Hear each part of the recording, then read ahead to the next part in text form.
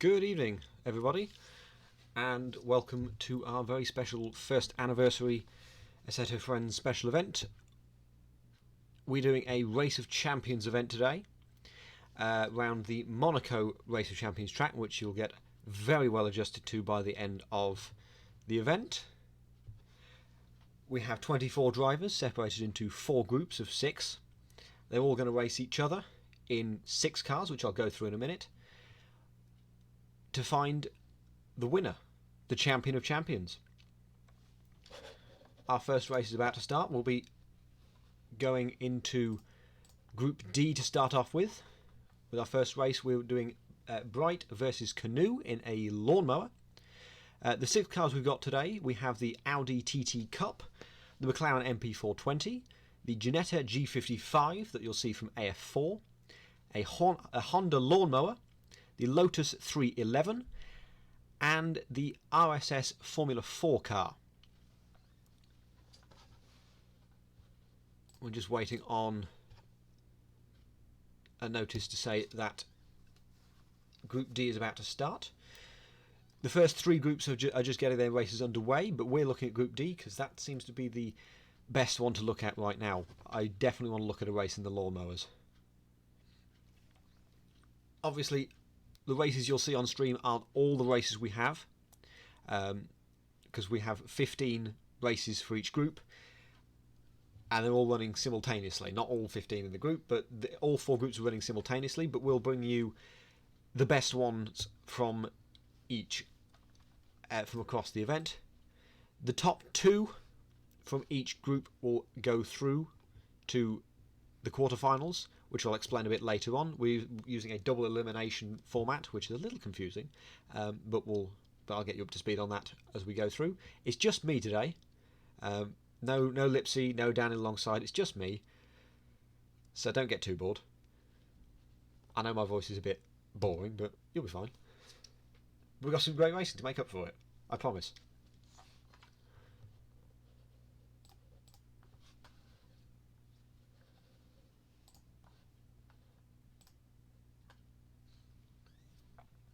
So let's have a look at what we've got for our groups.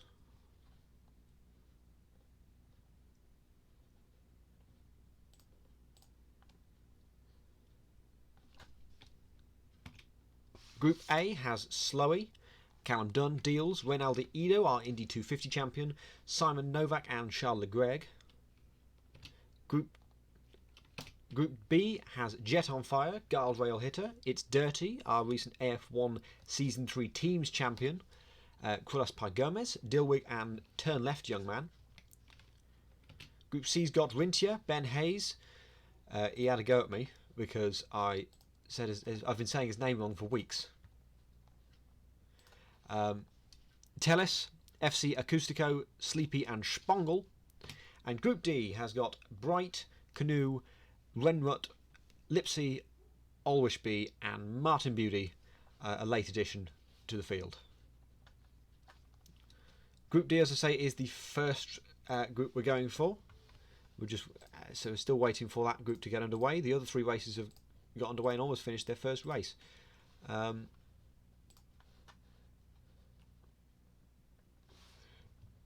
seeing... okay, we might have a dropout in Group D. Canoe doesn't seem to have... he's having some technical issues, so he might not even be joining, which is really disappointing. Which means we may just start off with Beauty versus Ren in the lawnmower. That's supposed to be round number 2. But we'll keep an eye on that for you. I say a bit of a slow start. We're just sort of waiting for everything to kick into gear.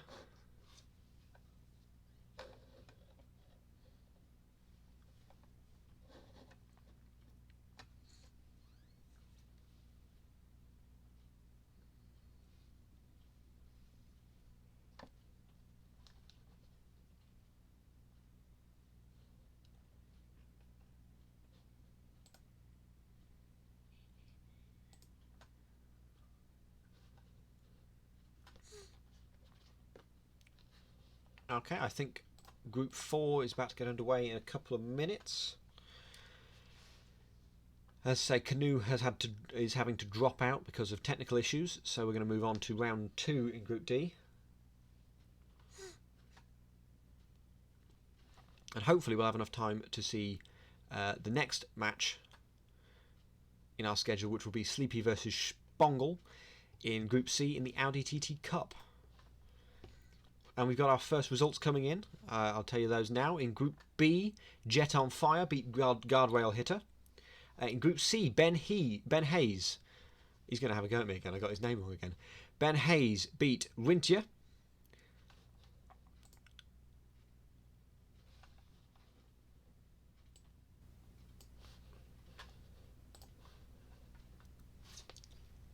And hopefully we get a result from Group A soon. That one is I believe is still in the practice session. That is Miguel versus Callum Dunn. Obviously in Group D, Bright got the default win because Canoe didn't make it through. Didn't make the start. And now it's time to join.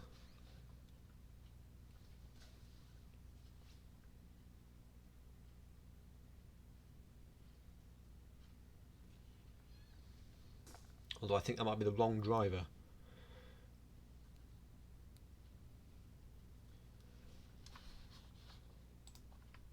So at last, apologies for the wait, we will now switch over to the start of Group D.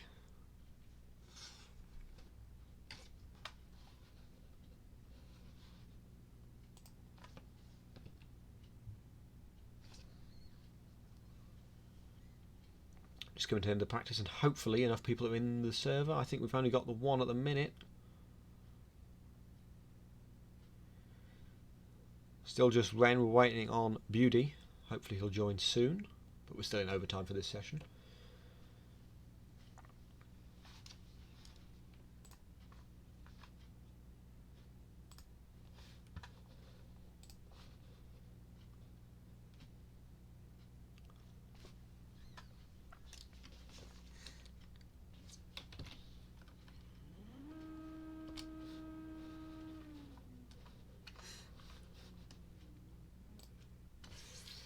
Change of plans.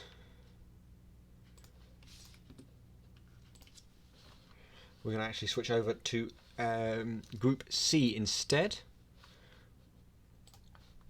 which is the race between Teles and FC Acústico. Two Brazilians. Hopefully a good start. Some good battling going on.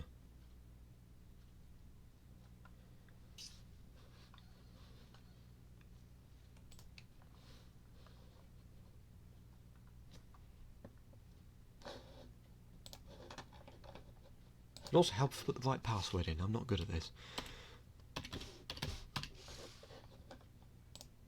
Try again. Hopefully no one's watching this. I'll get there, I promise. We'll get some racing eventually.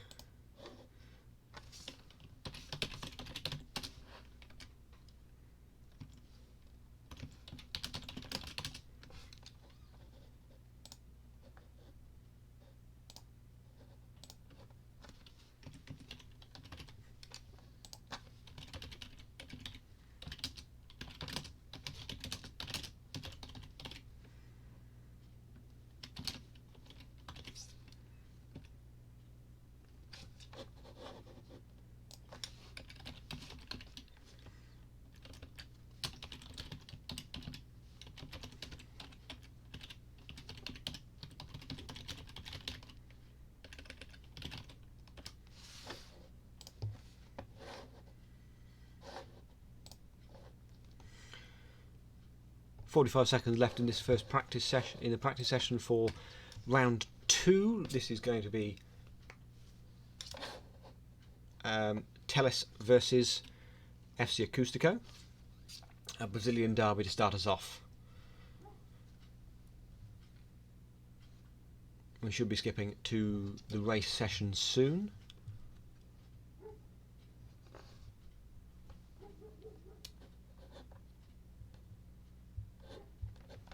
We have one car on the grid. Where's the second?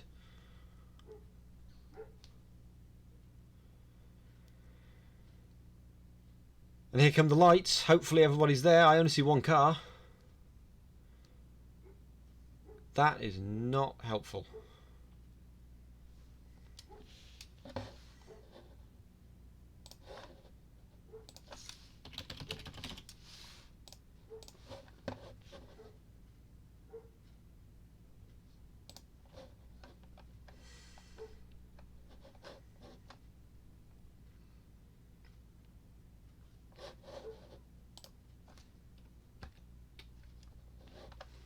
Bear with us just a second.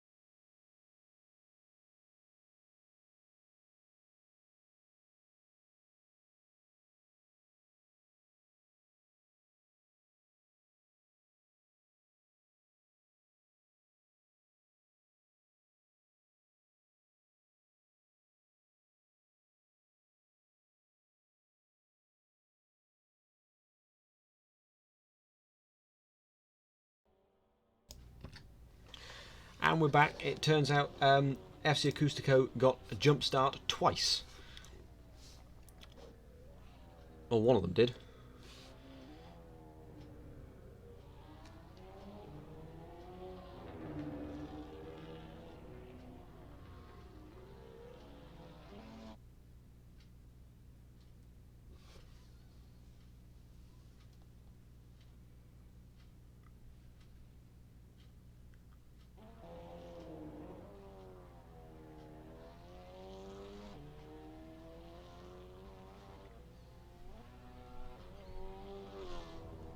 As Talis is a little bit behind FC Acoustico. Likely because of a jump start, but it's Talis that starts the final lap in the lead, I think. ACTV seems to be playing up with me. Everything's going wrong, isn't it? Of course it is. No, it is FC Acoustico in the lead, I'm pretty sure. Based on the scores at the bottom, FC Acoustico leads. But we will know for certain as they go over the line. I'll shove up the leaderboard instead of ACTV, because I can trust that. It's FC Acoustico in the lead by 14 seconds on the final lap of the first of these races. It's going to be round the final corner for FC Acoustico, and he's going to come across the line to win his first race. 3 points to take him to the top of Group C. Good start. For the drivers, not for me. Next race will be another race in Group C. Sleepy versus Spongel. Also in the Audi TT Cup.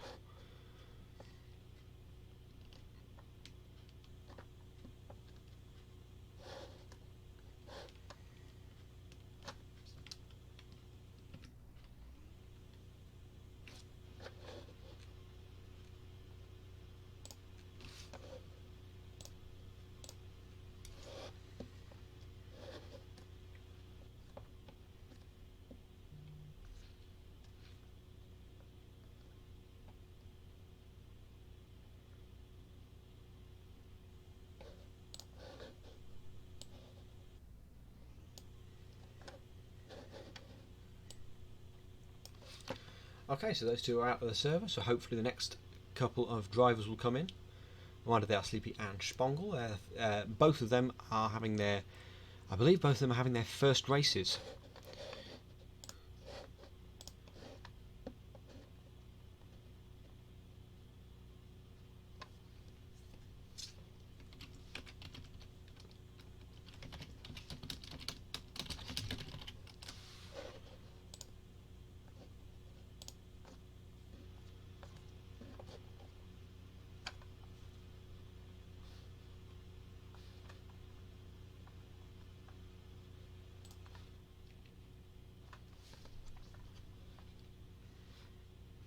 Still waiting for the next two to join.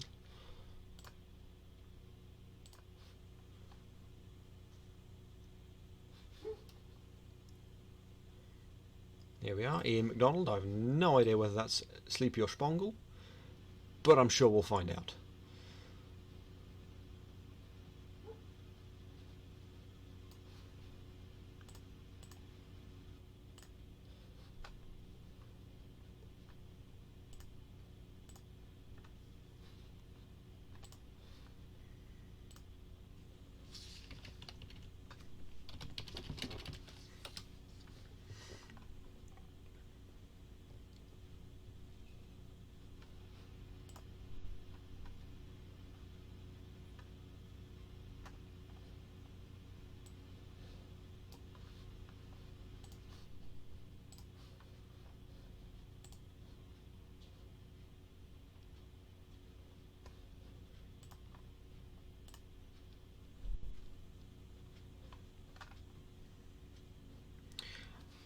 Ian McDonald was Spongel. We also have Sleepy in here. So with 20 seconds away from the hopeful start of the third race in Group C.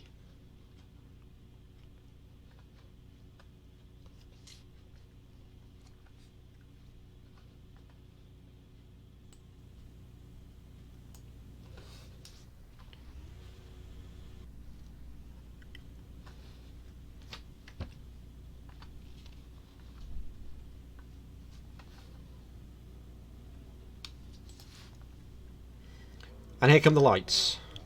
Ian McDonald versus Sleepy.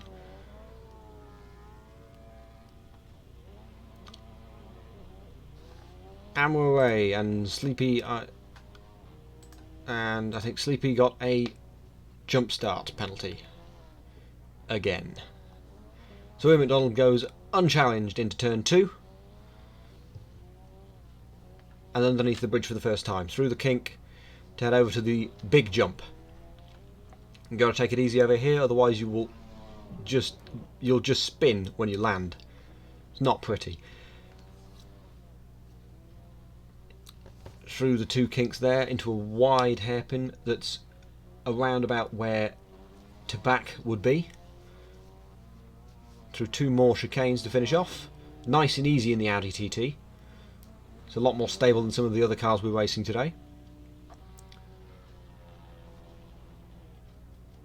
Back down to the outside of the track now. Relatively fast second gear through here. Almost basically a triple apex left-hander. Over the small bridge. And heading towards the tightest section of the track. You can see it there, really tight hairpin. You need full lock to make it round here. And super slow, just about nails it, uses all the track on the exit. Hug the inside all the way through. And now to the final corner of lap number 2.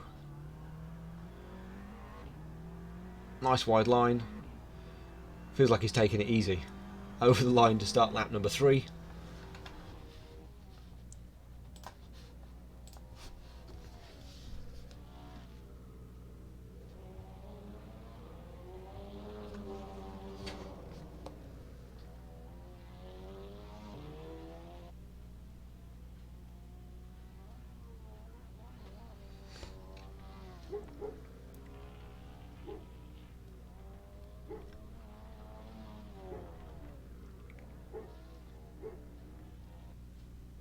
Come back up to the final, to back hairpin, It's weird calling to back a hairpin. It's normally a left-hander.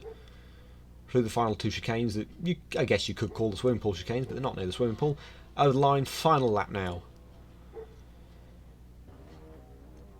Braking hard, down a second gear.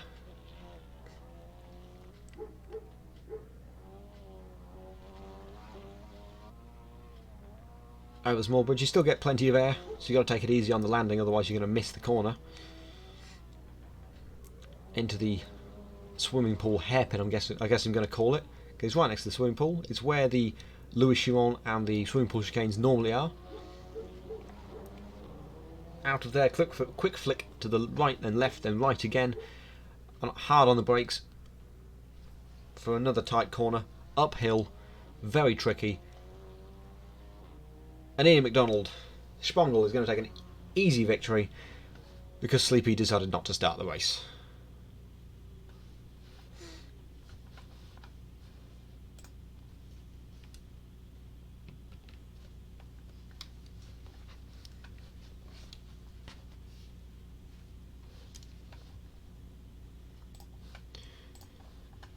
Next race on the list will be in Group A, assuming they haven't started yet. Miguel versus Rinaldi Ido.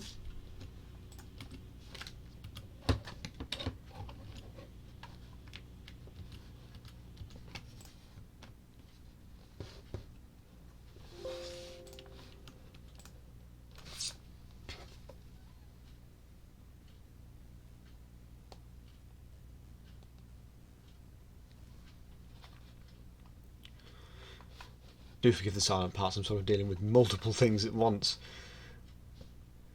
And we'll move on to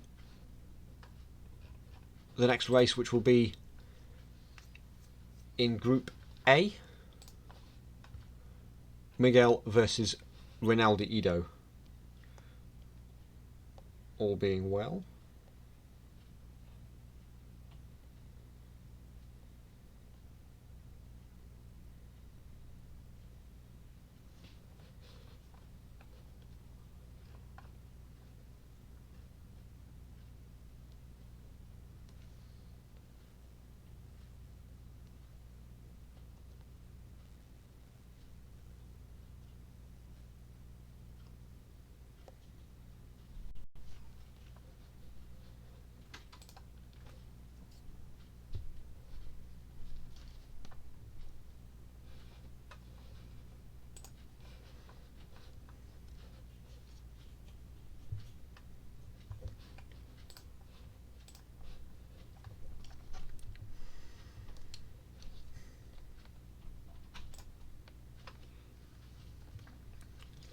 Okay, so the planned races that I was going to stream have gone completely out the window.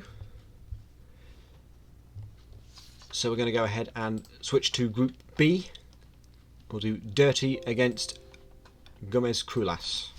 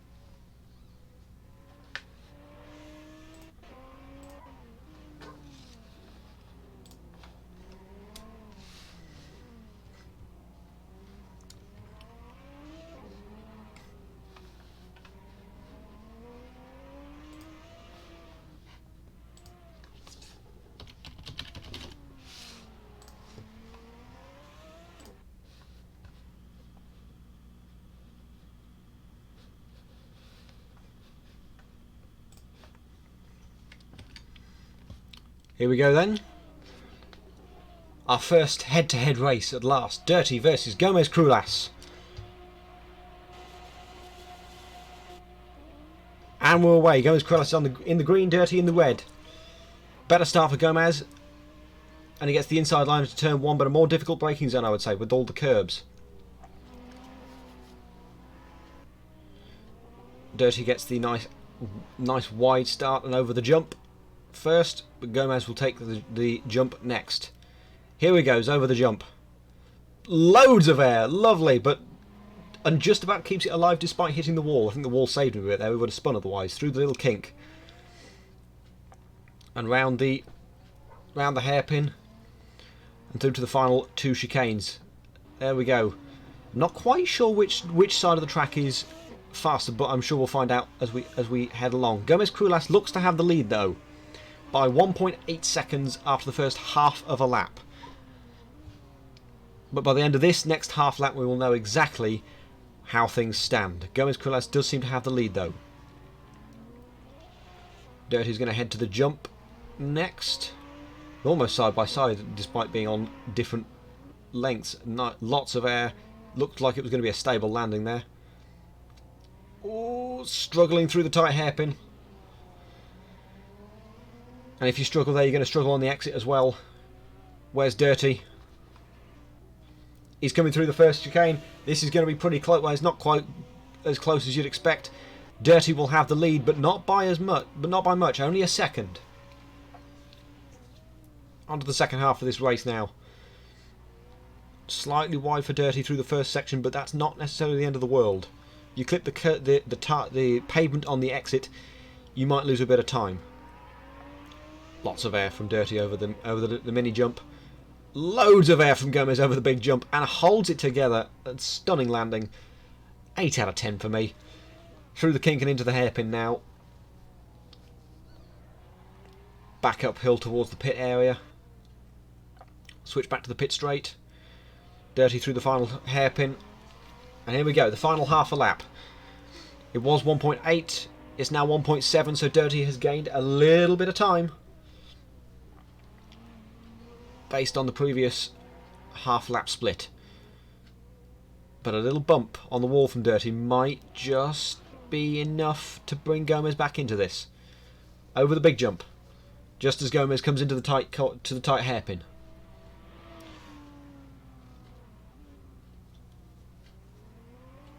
In.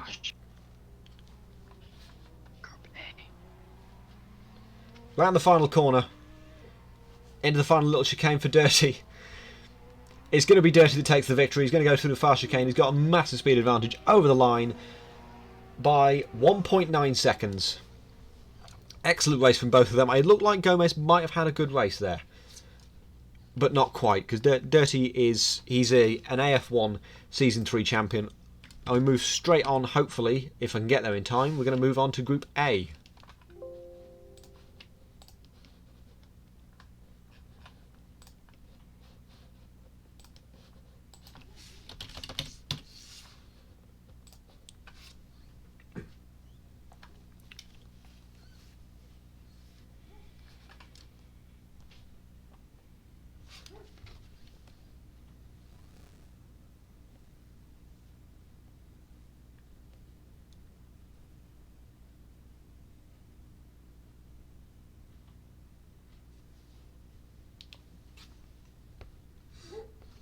I'm being told the race between Acoustico and Sleepy and Spongle will be redone at the end due to technical issues with Group C.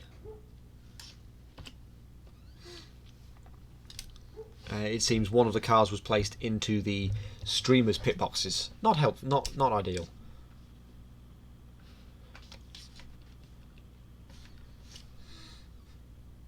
Just waiting for the session to restart. Here we go.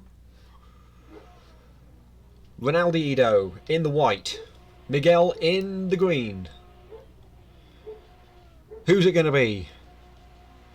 The AF4 champion to be versus the Indy 250 champion.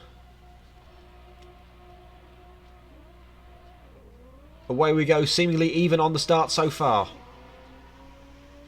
In fact, still dead even as we head into turn 1. Beautiful. This makes my day already, and we've got so many matches still to come. Ido has the first crack. Oh, a little wide. Has to back out a little bit before going over the jump. That's going to set him at a disadvantage against Miguel. Miguel goes over the big jump. Lands it perfectly. That's a stunning 10 out of 10 there. No oversteer at all. Oh, a little twitch there. No pun intended. I know I'm on Twitch. Round the hairpin and into the final 2 chicanes. Ido's going to head into the tight hairpin. And he's going to have the inside. It's relatively even, you know. That's not a bigger gap as we saw. It's only 0.7, so this could be a really, really close race come the end of this race. But they're both going to get a little bit wrong through turn 1. But Miguel's got a wider, more of a margin for error because of that pavement. Ido goes straight into the wall. There is 30% damage, but that shouldn't have too much of a bearing over such a short race. There's Miguel going into the hairpin. He was practicing before this race doing the lawn. Oh, he got that wrong completely. Oh no! Before this race, Miguel was practicing the lawnmowers, which hopefully you'll see later. Trying to do. He's kicking the clutch. A clutch kick in a lawnmower is something I've never seen before, and I love it. It's Ronaldo Ido that has the lead over Miguel by 3.7 seconds. I think Miguel had a bit of a problem getting back going again after his mistakes. Maybe add a spin at the tight hairpin at the end. But Ido has the advantage. Let's see if he can keep it up as we head into the second half of this race. We should see a lovely... Oh, little tap. That was a brilliant shot. You got to see Miguel jump while Ido does the hairpin. Beautiful. That's what I live to see. That's why I'm here. Miguel taking a nice tight line on the exit of the final hairpin through the chicanes. Ido pulls it cleanly to the left. So, how close is the gap? Final lap now for Ido. 1.4 Ido has a lead over Miguel. Another tap on that outside wall into turn 1. Maybe that's an advantage. I don't know. I don't know, to be honest. Round the tight kink. And that's just to slow you down so you don't end up in the harbour going over the big jump. Good landing there. Very, very easy to lose control and spin, but he's gone wrong into the chicane. Oh, this could cost him the race. Where's Miguel? Miguel's only just making it to the final hairpin. I think Ido's still got this. Miguel had some issues. Yes, Ido. Ronaldo Ido is going to win. The Indy 250 champion is going to win his first race in Group A. 4.1 seconds. That's actually the biggest margin that we've seen so far. That's quite disappointing because this was looking to be a really close race between two equally good drivers.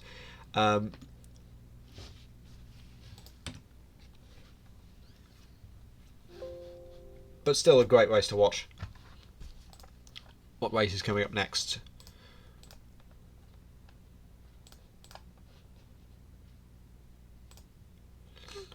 Next up, we'll do Lipsias versus Martin Beauty in Group D, assuming I've remembered to put the password in correctly this time. I have. So we're on for a good race. These two have raced each other so many times. They're two admins on our chat on our server. They're quite evenly matched, I would say. They know each other very well. But this isn't normal racing. This is not the sort of race where you'd have the ebbing and flowing and the possible overtaking. This is... Have I just missed the race? I think I've just missed the race. That's the end of it, not the start of it. Whoops. I guess we won't be watching Lipsy versus Beauty. We could watch the race after that, I guess.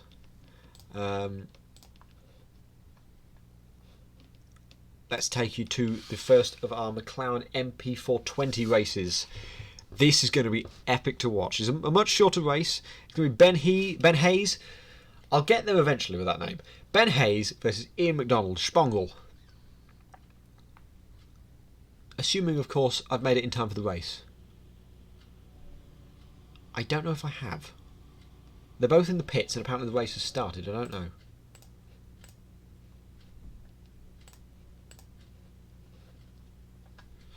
But now we're looking at me.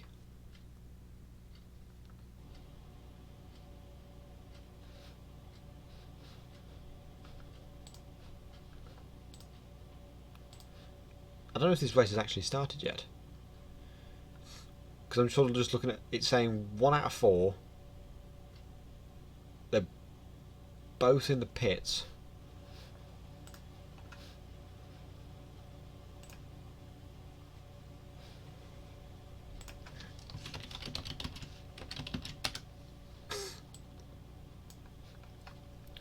So I might have to jump in and restart.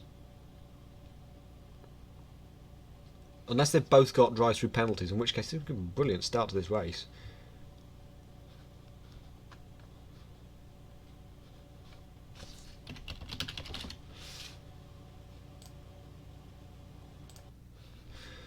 Okay, I had to restart the race for them. They're both on track. Oh.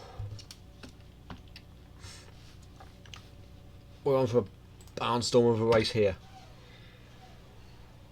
There they are. Ben He's in the silver.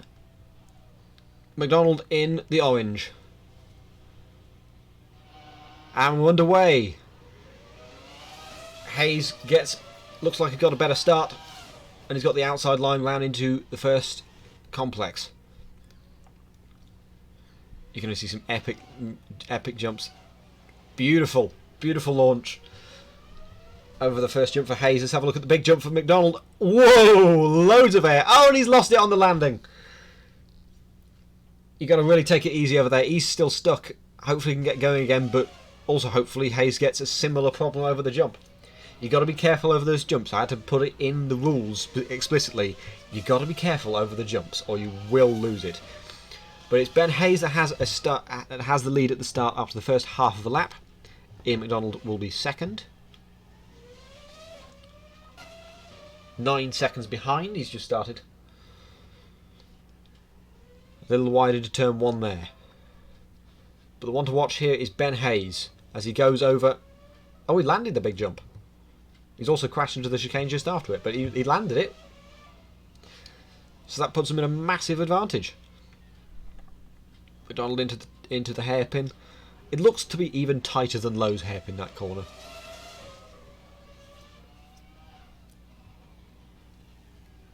Final corner now.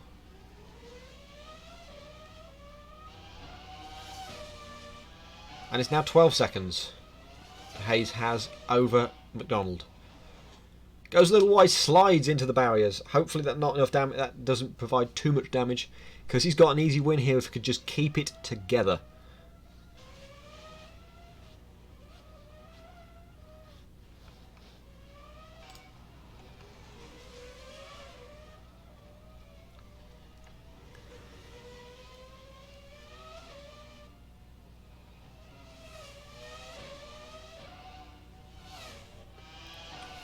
It's down to 9 seconds. Yeah, more mistakes from Hayes. He's getting a bit too complacent. Holds it together over the last big jump. He's on the final lap now, so he should be home dry unless he makes mistakes like that, but bigger. Tight line through that final hairpin, but it goes nice and wide on the exit. Going to put him in a slight problem through the second to last chicane, through the final chicane. Here's the barrier on the outside, but it doesn't matter because he's got an easy win over Spongel, Ian McDonald, who comes out the final corner now. Will he even get to the line in time before the server resets? No, 10 seconds. Yes, he will. 10 seconds.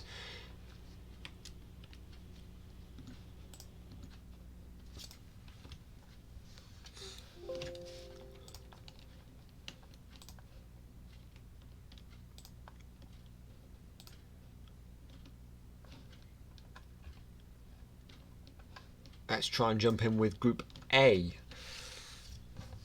which, all being well, should be another Lotus race. Charles Leclerc versus Callum Dunn.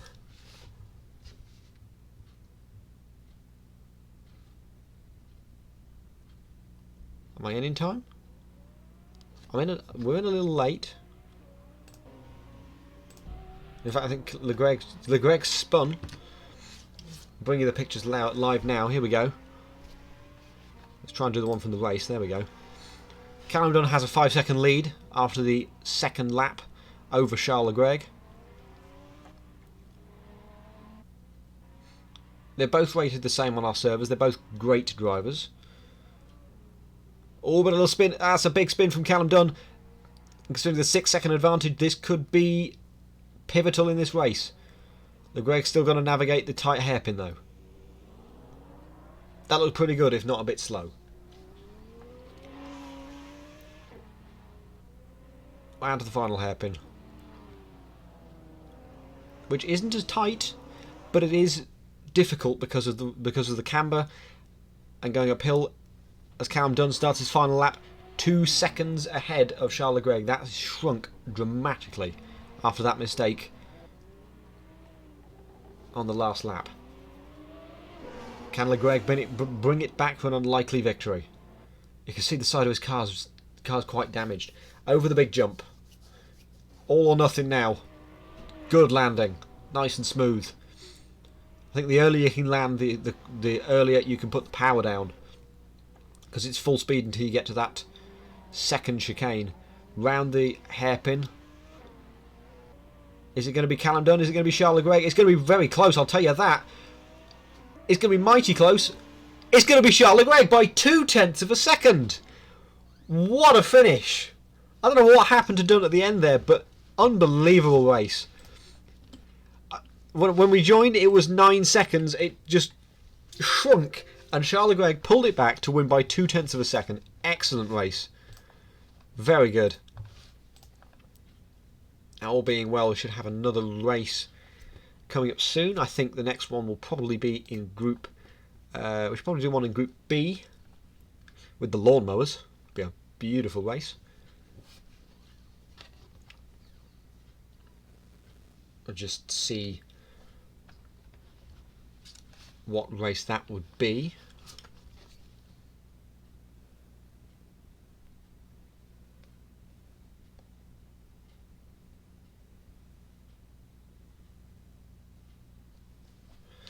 I'm being told to look at Deals and Novak in Group A. Another race in the Lotus 311. I reckon this one's going to be a good one. They're pretty evenly matched.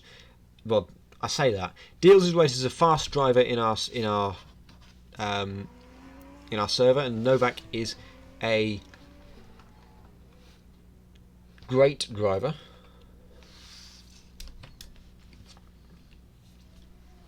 Here they are just during practice at the minute. It's got 45 seconds left of that.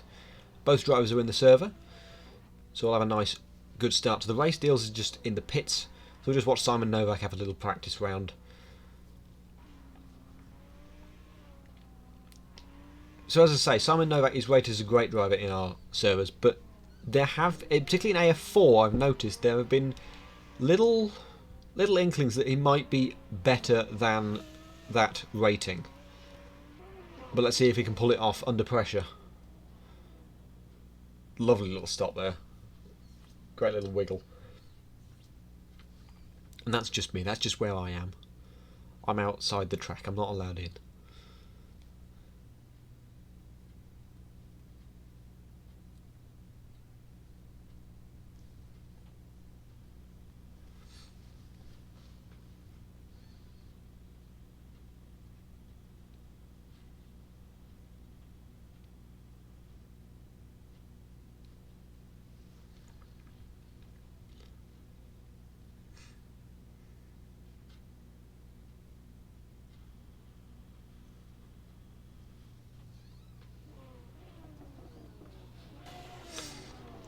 Here we go then. Simon Novak on the right of your picture in the green. Deals on the left in the white. Deals going to have the inside line as turn 1 first. Here come the 6 lights. And away we go. Initial phase looks good for Novak. And yes, he's going to get there first into turn 1. Bit of a cautious run for Deals through turn 2. Into the kink for the first time. He goes wide.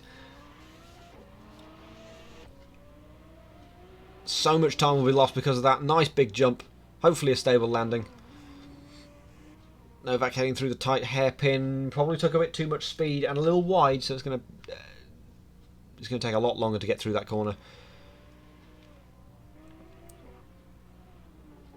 Deals is going to head through the chicanes first.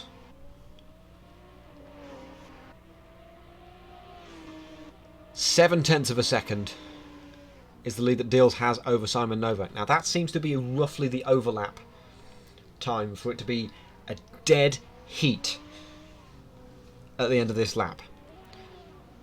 Assuming no mistakes occur, of course.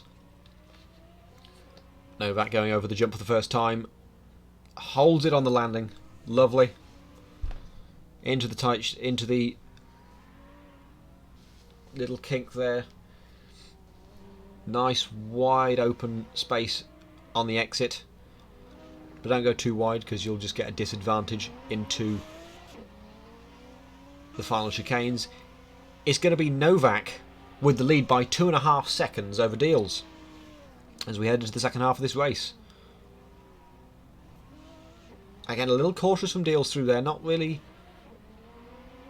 I wonder if he doesn't quite know the track enough yet, because there's so much more track he could use on the exit of turn 2 and just didn't use it. Novak again, a little wide through the hairpin, but that's not necessarily the end of the world. As long as he doesn't hit the barrier on the outside, that'll lose him a lot of time. A little slide there into the coming towards the final hairpin. With half a lap to go, it's going to be Novak with a much bigger lead than he had last time. 2.5 seconds still. So this is Novak's race to lose now.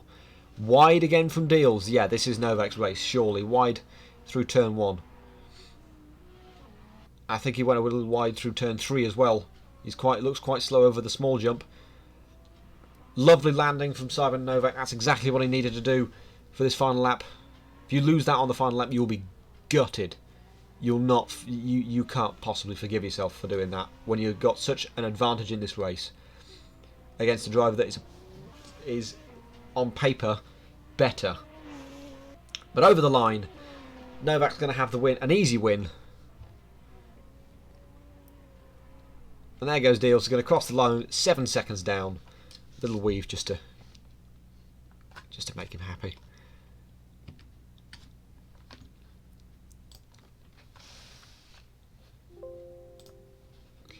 What race shall we head to next?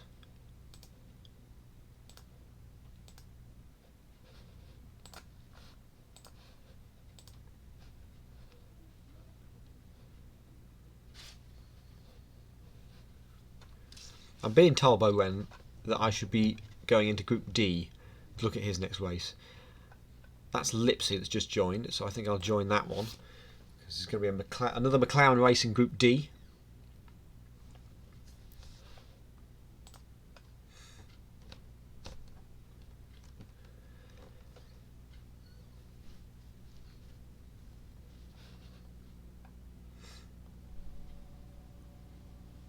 I think we just missed the Ren race actually.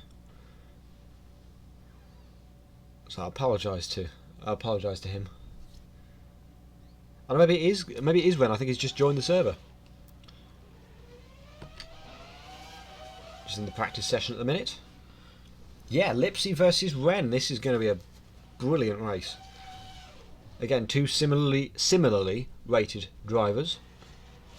Ren's a lot newer to this server than Lipsy is. Lipsy's one of the most experienced drivers we have, with over 30 races. Excellent. Excellent crash there. And there's me and my little Abarth in the pits. Of all the things to look at, got to look at me. I am the centre of attention, not the drivers, apparently. No, it's all about the drivers today. A nice strong field and some really close racing.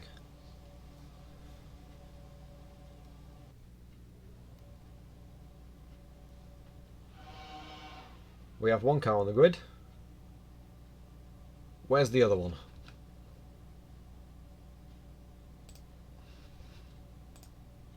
Oh no, it's happened again.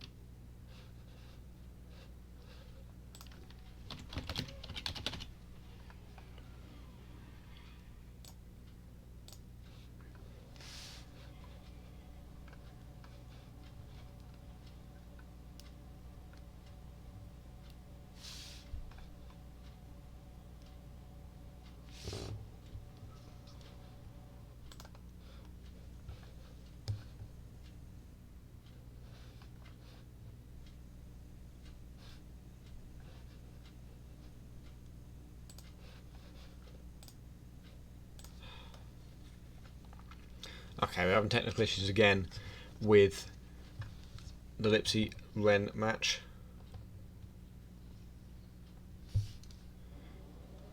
I think what Lipsy's going to do is wait, maybe.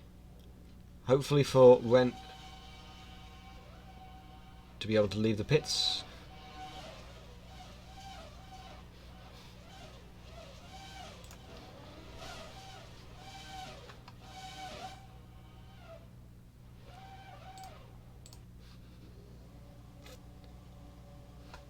Can it stop being me that ends up?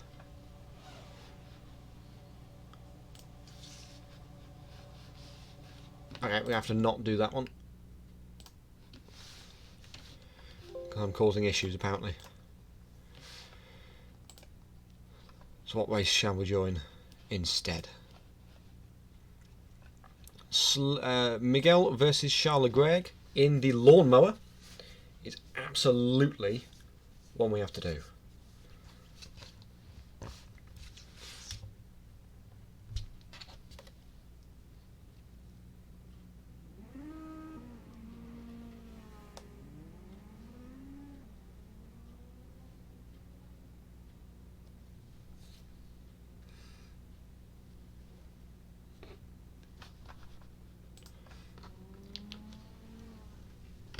Joined in the middle of Miguel versus Charles Leclerc in Group A. Currently, Miguel has an 8-second lead over Charles Leclerc.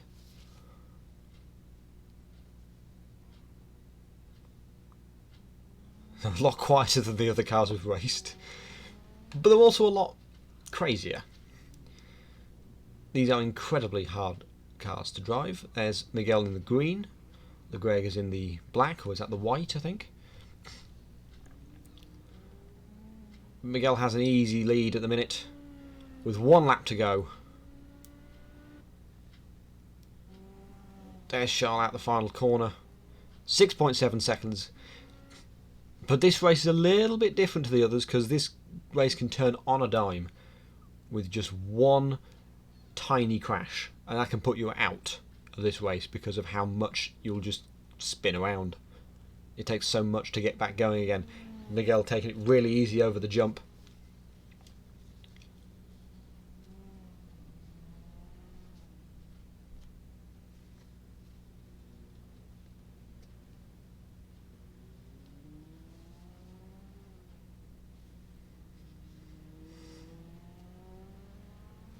It's going to be Miguel out of the final corner with an easy victory in the lawnmowers in Group A.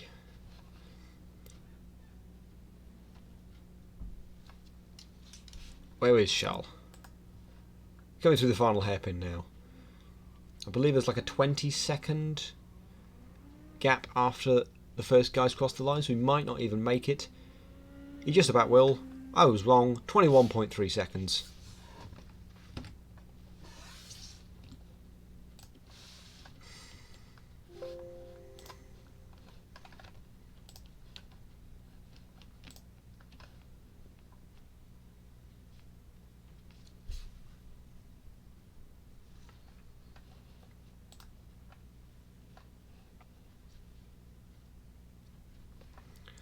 I'll skip across.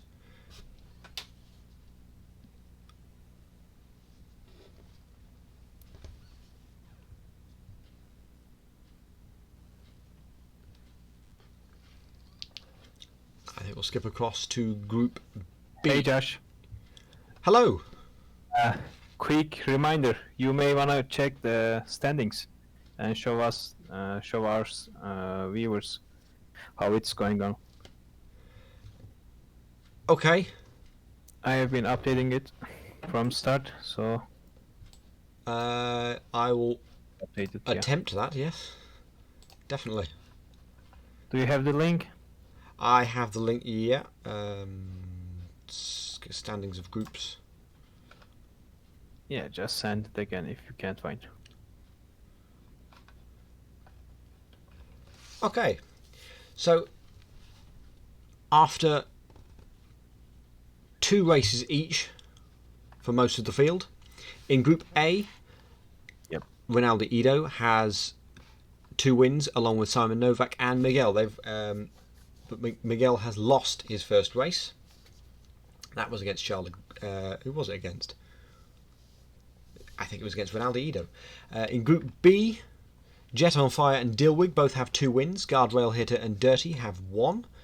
And Hori Shet and Crulas Gomez have no wins. Group C, Sleepy, Ben Hayes and FC Acoustico both have 2 wins. Spongel has 1 win.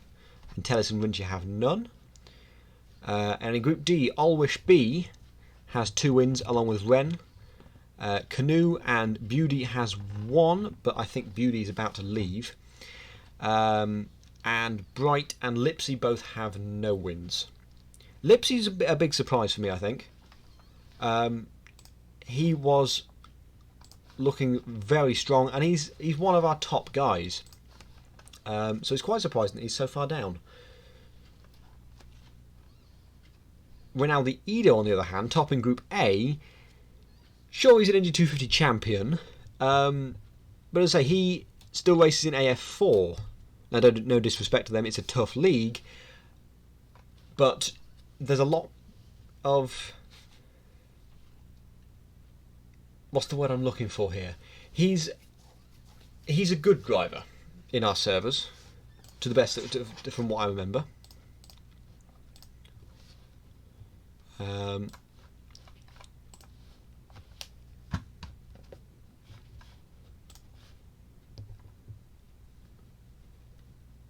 Chet on Fire saying, "Give me the trophy already." Perfect.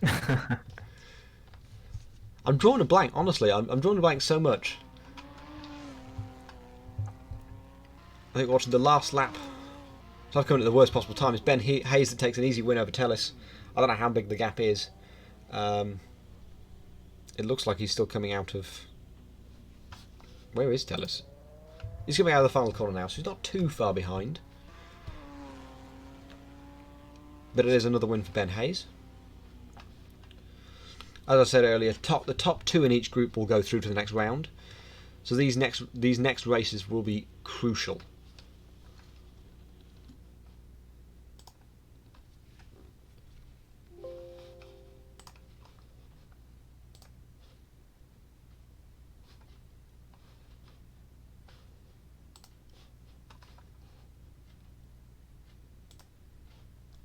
What we will try to join now, hopefully, is Ronaldo Ido. Thank you, Sleepy, for following. Despite me hashing the entire thing, I'm trying my best. We've got so much going on, trying to deal with all these technical issues. I haven't been streaming for very long.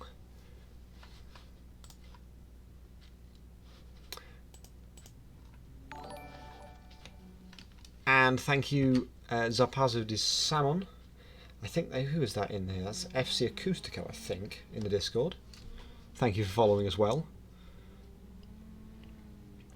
This looks like a really close race for the end of the lawnmower race between Novak and Ido. Thank you, Abe. I know I'm pronouncing that wrong, pretty sure.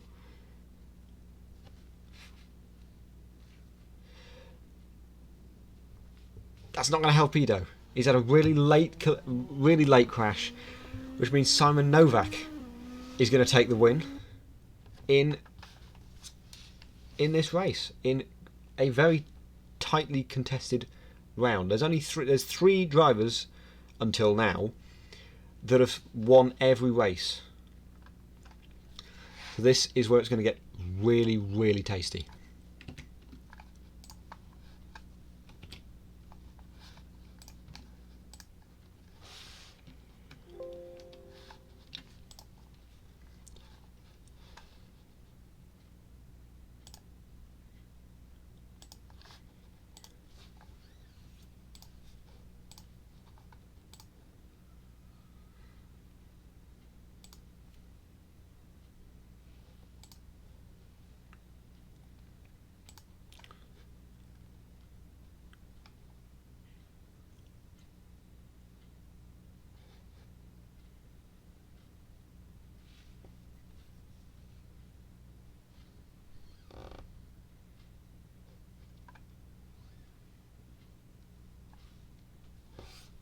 Let's see who we could join here. I think we'll join Another lawnmower racing Group A. We've got Callum Dunn versus Deals.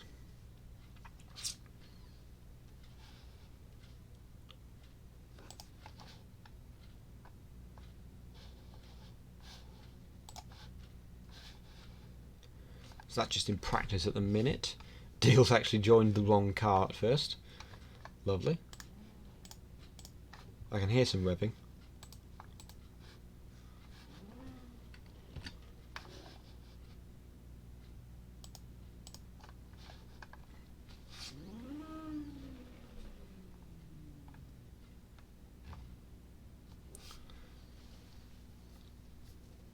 So a reminder, currently in Group A, the top two is Rinaldi Ido and Simon Novak. They've just raced each other, but Novak took the win there, so that will be updated. So Novak will take the top. The only driver so far in that group with 3 wins, which should be enough for him to go through. That's 3 wins out of 3 as well. Very impressive. We've still got 6 more races in each group to go. We're just waiting for the end of this practice session, and we'll see the next match in Group A. Callum Dunn currently 5th in the standings, Deals currently last. Neither of them have had a win so far in this event.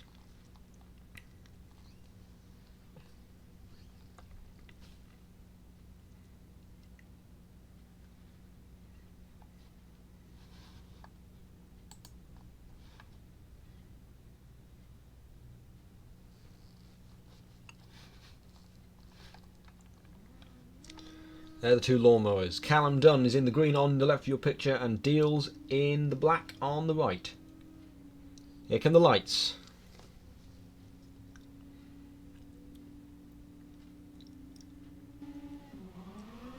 And we're away.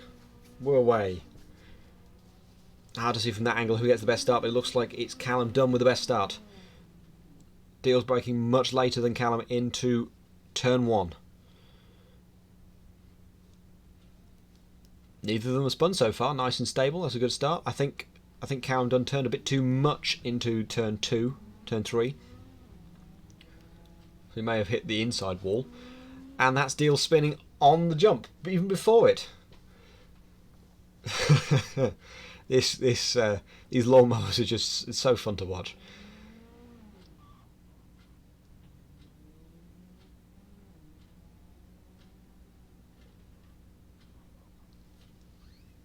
Another mistake from Callum Dunn there. So I'd say it's pretty even by this point. Out of the final corner. And it's done with the lead. Where's Deals? I think he had a little moment coming through the first of that final complex. It's a good thing that tyre wall is not collidable. But it's Callum Dunn with a 7-second lead over Deals. He's running into the second half of the first lap. You can tell Callum Dunn is taking a much more stable line. A much more stable drive. Yeah, he's just taking it easy. He's not even trying. You can hear it in the revs. Or maybe you can't. Deals almost onto his side.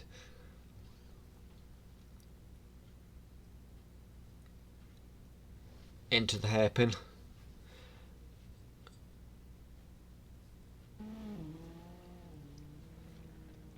There's Callum Dunn through the final chicane to start the second lap of 2 with a significant lead over Deals.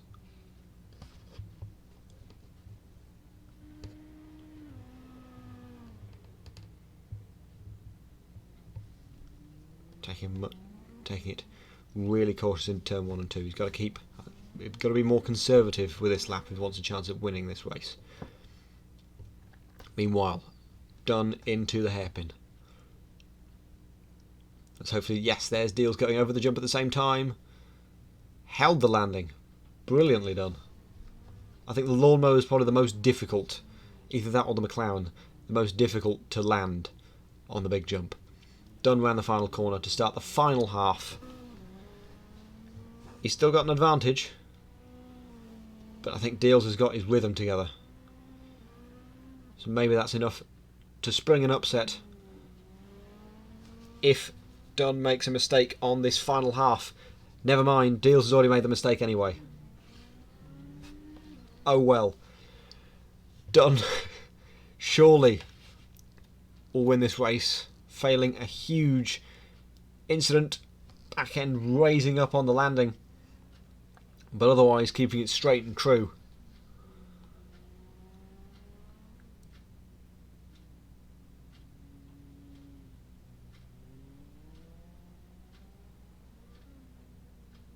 Through the final two chicanes, it's going to be an easy win. Callum Dunn spinning across the line. Beautifully done. Deals will finish this race in second. He's just coming out of the final hairpin now. Stop switching to me.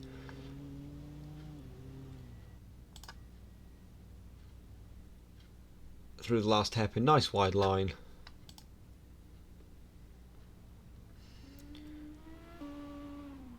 Spinning as well across the line. 23 seconds behind.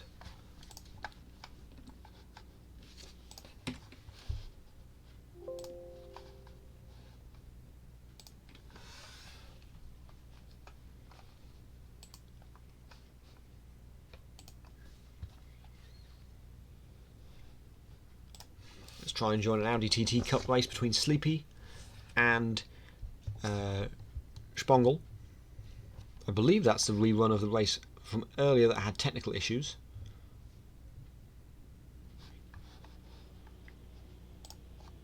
In fact, they're mid-race. Here we are, they're on the second lap now. Spongel has a small lead. It's about 4 seconds actually, over Sleepy. Nice air over the jump there. Oh, a little wobbly. Hold it together through that. If you hold it together through the chicane, you've got a nice run through the hairpin and into the final complex. With some balls, you can go full speed through the final chicane as well. But it's Spongel that has a 1.5 second lead halfway through this race.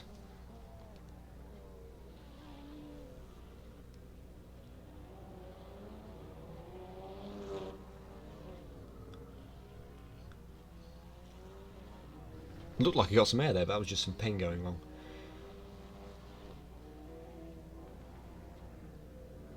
Into the tight hairpin section for Sleepy. The Serbian, a little bump of the wall on the exit.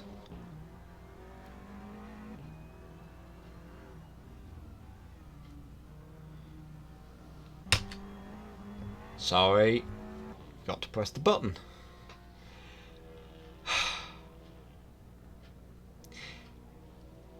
That's Spongel. He has the lead. About 5 seconds over Sleepy.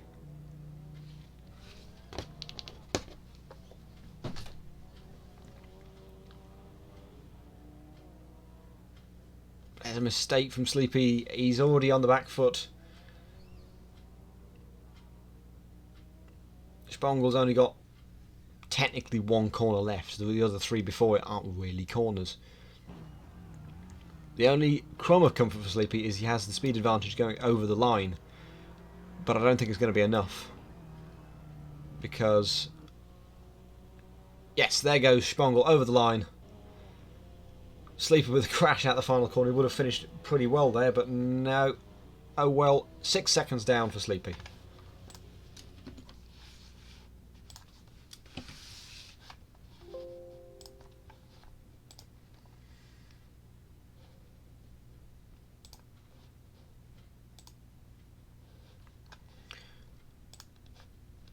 Let's now go and join another race in the Audi TTs.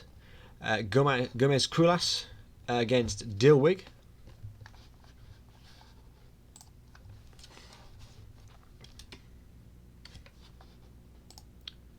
That's just finished. Dilwig took... oh, I missed that race. That was such a good race as well. You see there, Dilwig... oh, we've just gone. Dilwig won over Dirty by less than 0.2 of a second. Thank you, MB. Thank you, MB, for following.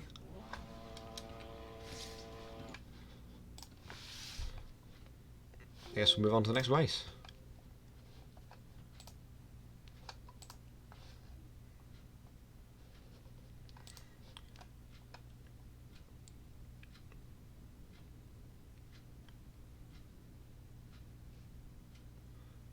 Somehow I think we've all four groups have managed to magically converge on the Audi TT Cup. All four groups are running that at the minute. Excellent. We're gonna have a race in this one. Simon Novak versus Miguel, Group A. Simon Novak currently P2, Miguel P3. This one is crucial for qualification. Novak's top of the group now, after 3 wins, undefeated. Miguel has lost 1. He needs this win to move ahead of Ido and have a shot at moving through. 6 lights on. And we're away. Miguel in the green, Novak in the other one. The other one. He's got the red finish, the white and red. Novak looked to have a better start off the line. Miguel goes through turn 2. Looking smooth so far.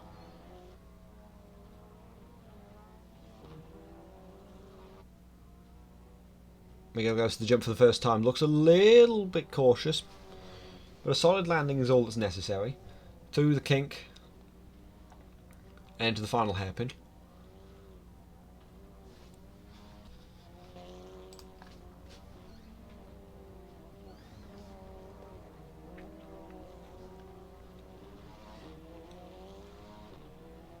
And who's it going to be with advantage? Miguel has the advantage by 4 seconds over Simon Novak after the first half of a lap. Miguel gets this win, he'll move to joint top of the table. Both of them will be with 3 wins and 1 loss if it stays this way. Novak needs this win. If he gets that 4th win, he's pretty much qualified. I don't think anyone's going to touch him with 4 wins. But Novak's looking strong in the second half of this lap. He's already up to the hairpin.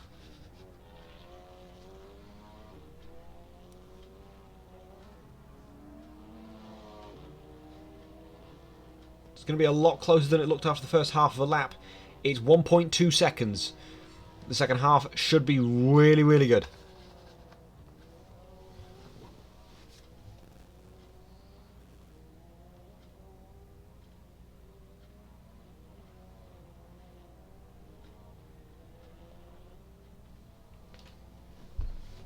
Over the jump for Miguel.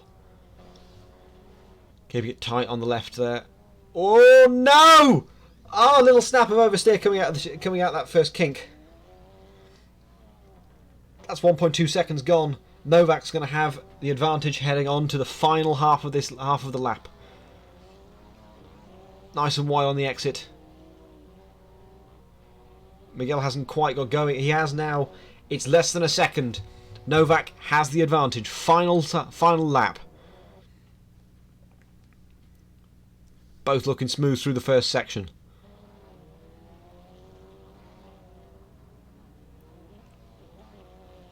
A little wide for Novak. He's out of position going over the jump.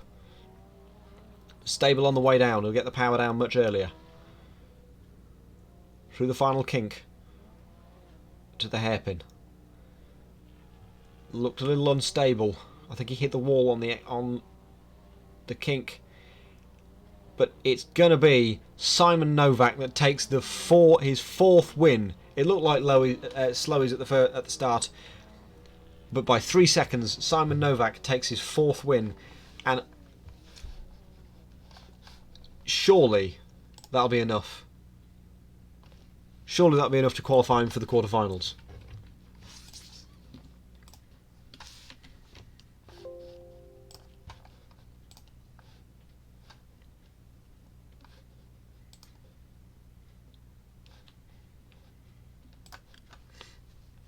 The next race we're going to hope to bring you will be Teles versus Spongel, Ian McDonald in Group C.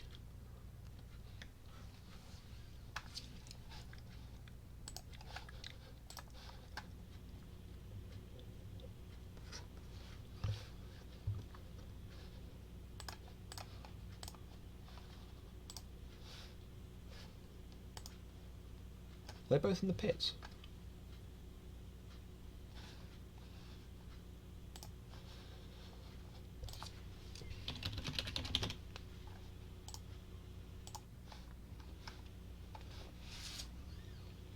There we go. Hopefully that will help them out.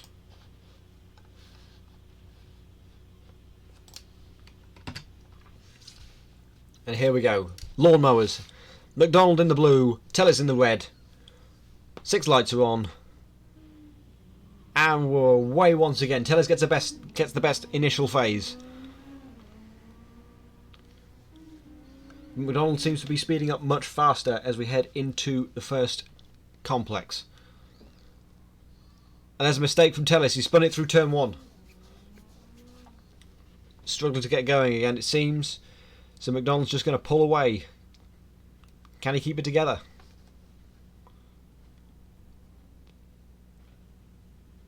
Cautious over the jump. That's the way to do it in the lawnmowers. As much as I'd love to see some air, landing it is another matter. Tellis still struggling to keep it going. This looks like it's going to be an easy one for McDonald.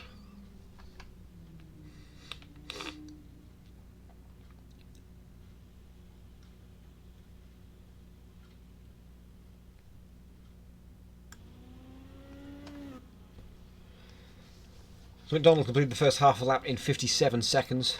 Meanwhile, Tellis is just... It looks like he's doing donuts. I think he's still struggling to get this car going. Well, it's not even a car, it's a lawnmower at the end of the day. You know. And he's got going to start the second half of a lap at least 10 seconds down. It's 20 seconds.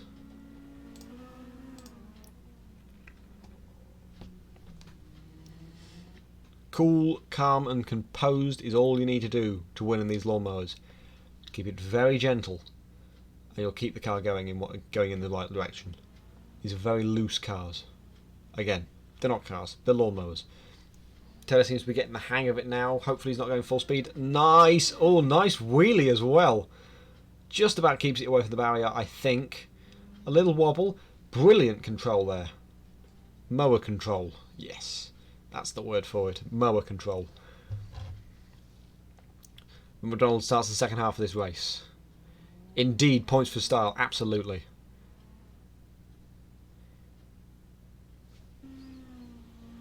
To answer Jet on Fire's question, it should be 4 or more. You're pretty much guaranteed, but you might squeeze in with 3, maybe even 2 if it's close.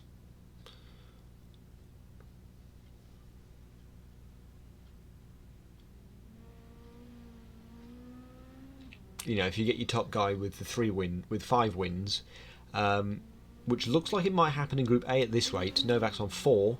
He's got 4 wins. Then maybe the second guy can get through with a much lower score.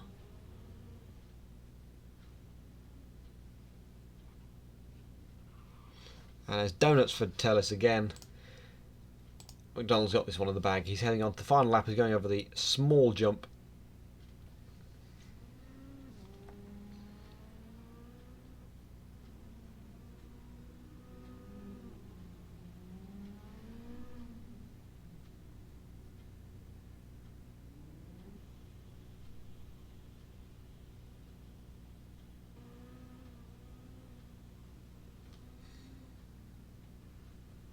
.25 seconds down now for Tellis. This is somewhat painful to watch now, unfortunately. But Spongel, loving that wheelie over the jump, just to steal the attention away just at the right second. It'll be Ian McDonald that takes the victory.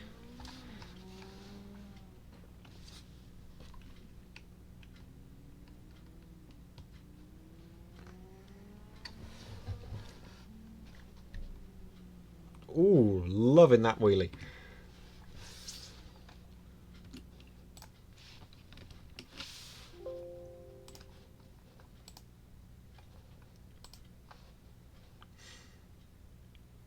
Let's go now and join Group B. Dilwig versus Jet on Fire. Oh, I know, so many spins. So many spins. Dilwig versus Jet on Fire in the McLaren MP420.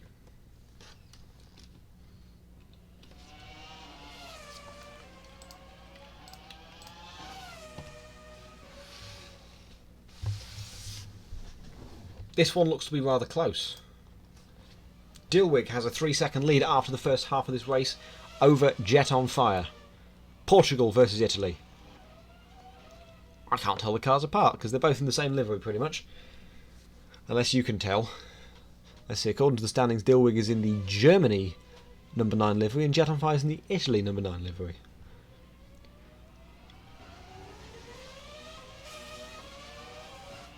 If you can tell the difference between those two, answer on a postcard or just answer in the chat. I'd love to. Nobody says the curse word. What word is that? What is it? Spinala? Called? Oh, almost called it. Over the jump for Dilwig. Nice landing. Holding it together through the kink. It's on the final lap. It's 1.8 seconds for Dilwig at the minute. Yep, it's going to be a win for Dilwig. Over the line. Relatively commanding victory. Nice and calm. 5 seconds over Jet on Fire.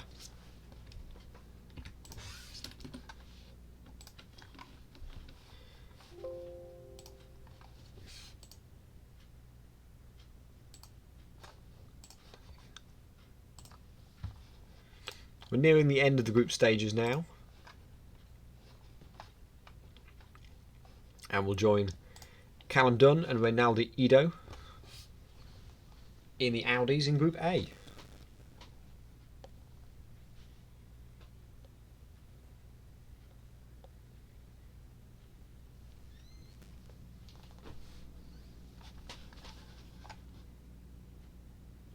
Still in practice for this one. There's Callum Dunn.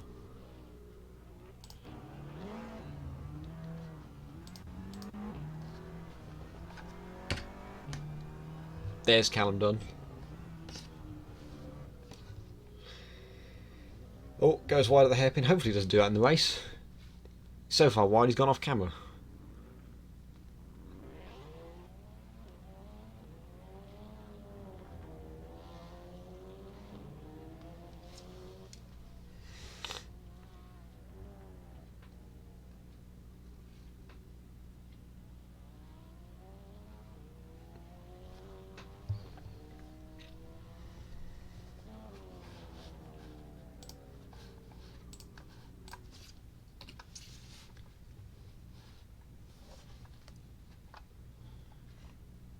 And to remind you, in Group A, Reynaldi Ido has 2 wins and 1 loss. He's currently second in the standings.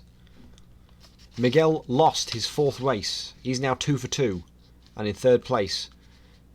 He's alongside Charles Gregg, also 2 for 2. Callum Dunn is 1 for 2. This is his 4th race. He's had 1 win.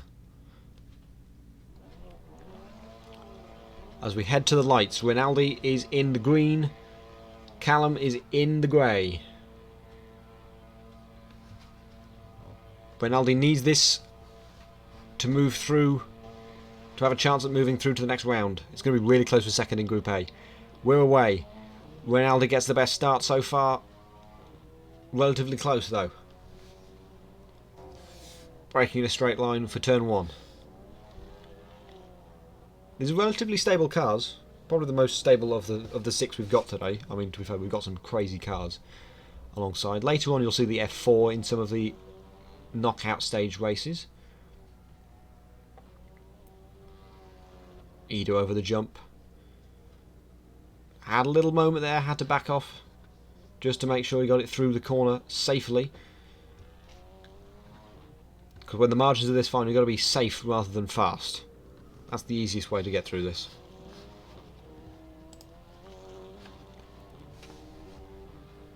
Ido has a 2.3 second lead over Callum. He's hit. Did he hit the wall? I don't know whether that was ping or whether he actually hit the wall there. But through turn 1 and 2, once again, Ido over the small jump. No air. Holds it to the inside line.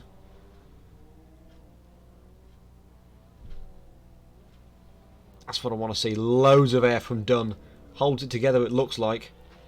Reynaldi looks a little bit slow through the hairpin, but so does everybody. There's no right way to go through that hairpin as long as you don't hit the wall in the exit. It's going to be really close at the end of this second lap, because Ido's out the hairpin, but Dunn's going through the chicane. He's got more speed. Dunn holds the lead by 1/10 of a second. We're in for a blinding second half of this race. A little mistake though from Dunn. He's onto the pavement on the outside. Holds enough speed, keeps control. Fairly bad line through turn 3. Ido over the jump, plenty of air. Thank you, Quadec, for following. And Jet, no points for airtime, but plenty of appreciation from me. I will always appreciate a nice big jump as long as you can land it properly. Into a hairpin for Dunn. Ido's already started the final lap. In fact, it's 7 seconds. I think Dunn made a mistake. Yeah, Dunn must have made a mistake. So after it being a... No, I'm not taking any bribes yet. Nice try. Well, maybe biscuits. Ido looks to have a significant advantage all of a sudden. Over the jump, plenty of air, nothing to lose now.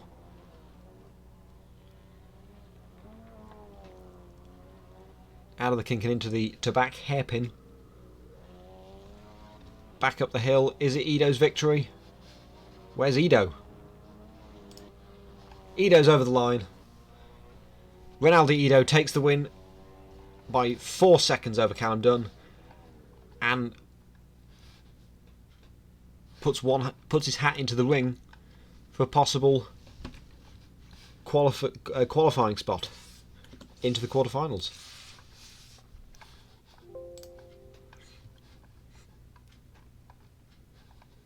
Have we got any races left, I wonder? How many we got left? Let's join Ben Hayes, FC Acoustico. In Group C, they're racing the lawnmowers.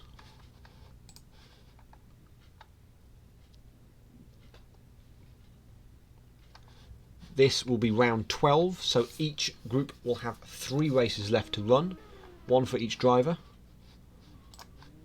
And we're actually on the final lap. It was, at the end of the 3rd lap, 0.2 of a second. But Acoustico will take the win after a late mistake from Ben Hayes by 6 seconds. I think Ben Hayes lost a lot more than 6 seconds, so I think he lost a victory there. So he'll be gutted. Absolutely gutted. In fact, that's going to bring things much closer in Group C. Ben Hayes currently has 3 wins. Acoustico has 2, but that's now 3 wins for him as well. There are 3 drivers with 3 wins in Group C.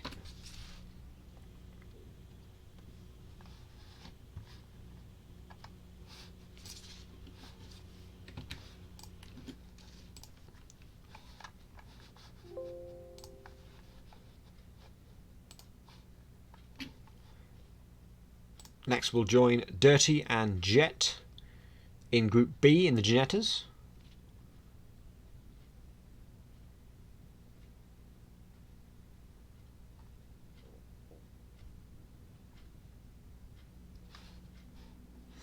They're still in the practice session, so we should see a nice full race from them.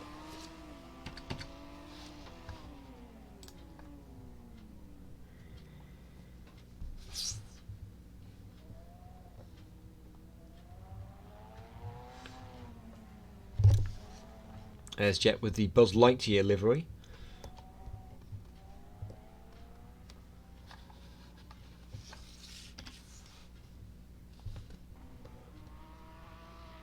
I'll vote on that. I'm ready to race. Dirty's still in the pits, but I can just appreciate the Buzz Lightyear livery on the Ginetta. Looks lovely. And we're going to skip to the race. So as I say, Jet on Fire is in the Buzz Lightyear livery on the left. Dirty in the red livery on the left of your picture now. 6 lights are on. And we go green again.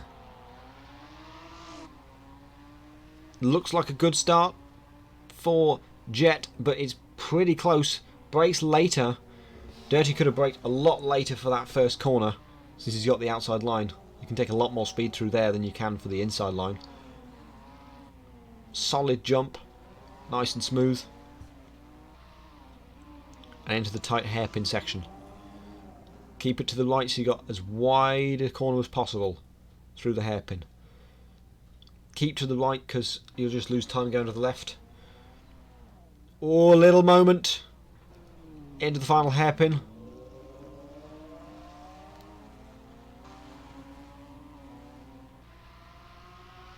Half a tenth of a second after the first half of a lap. This is as close as it gets. Little mistake there for Jet on Fire, although he might have used that pavement to his advantage. It looked pretty smooth on there, actually. You do lose time hitting that bump. Over the jump now. Jet on Fire into the hairpin. He goes wide, that's not going to help. He's gone so wide, he's done what Michael Schumacher did at Rascasse. I've been waiting all day to use that reference, but he's done it. He's stalled it, he's got a slow getaway, so it's going to be Dirty that has a big advantage. Currently in Group B, it is Jet on Fire and Dirty, both with 3 wins apiece. This is the final race for them. They've had 3 wins and 1 loss each. So one of them is qualifying and one of them isn't. In fact, what happened to Dirty? Oh no, wait. What happened to Jet? We know what happened to Jet. He spun it.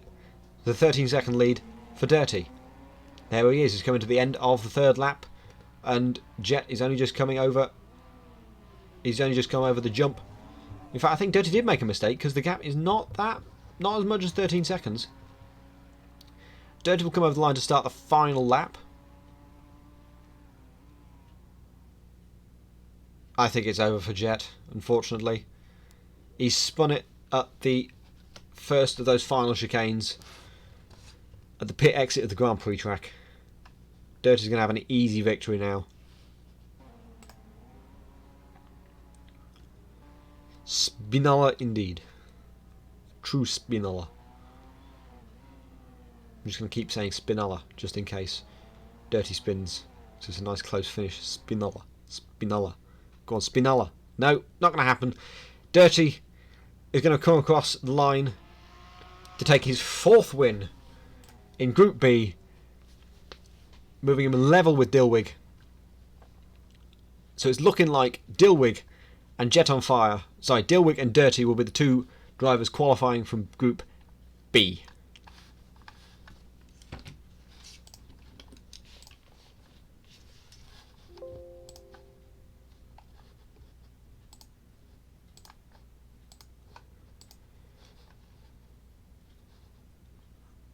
Let's now join Deals and Miguel in the McLaren in Group A.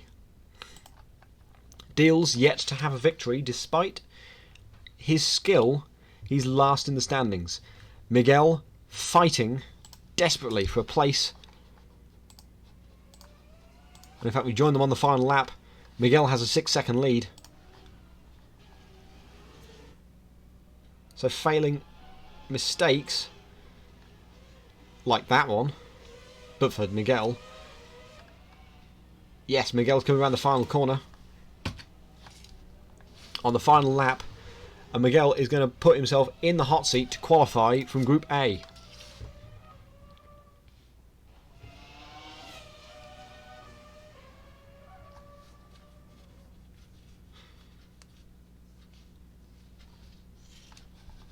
So there we go, Miguel wins by 4 seconds in the last of their races in Group A. Ido is yet to race in Group A though, in his final race, so it's still all to play for. If Ido loses, it'll be 3-2 apiece, and we'll have to decide some other way of who qualifies. But for now, we'll take a look at Ben Hayes and Sleepy in Group C, driving the Lotus 311.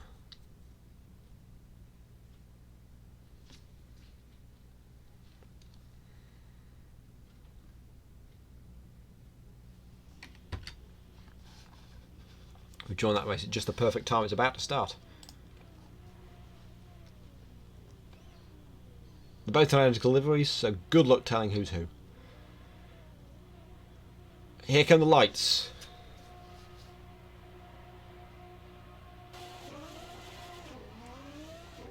And they're off.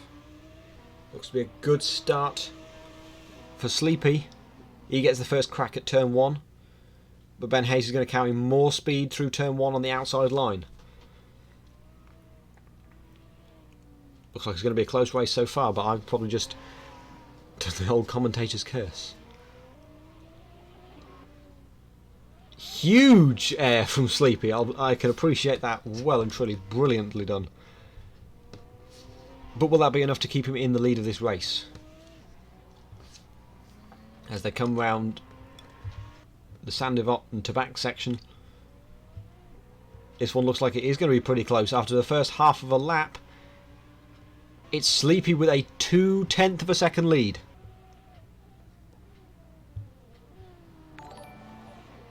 We've just had a...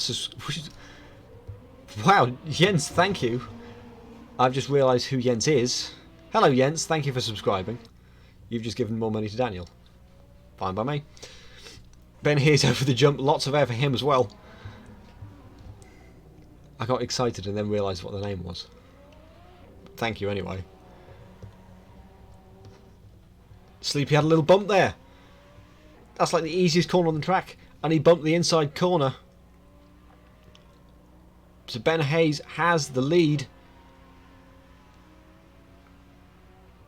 by 4 seconds. Starting the second half of this race. Little moment though, coming down the hill into turn 2. Over the small jump with a bump on the exit of turn 3. He's pushing a little harder, I think. Going into the tight hairpin section now. Had a little flick to the right just to try and get the car as far to the right as possible for the hairpin.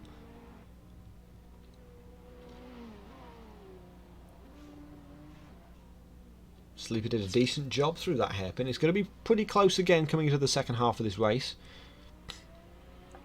Ben Hayes up to speed. Out of the hairpin now. It's a 1.7 second lead for Ben Hayes.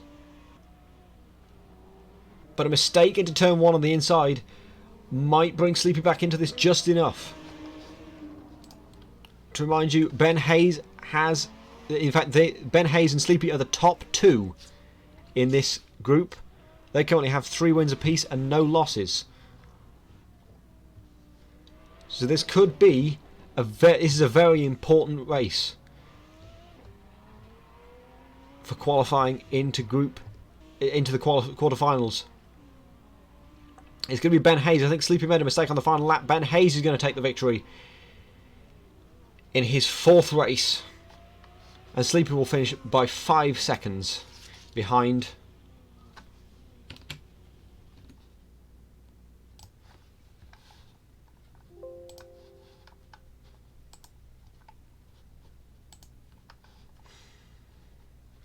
Let's join Group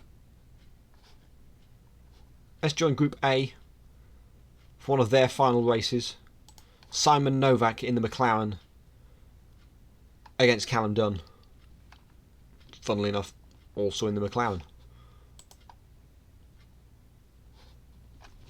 Only 2 races to go in Group A.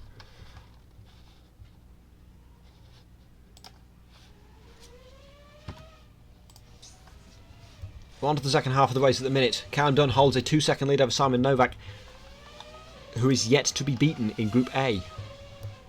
With Callum Dunn with only 1 win to his name so far.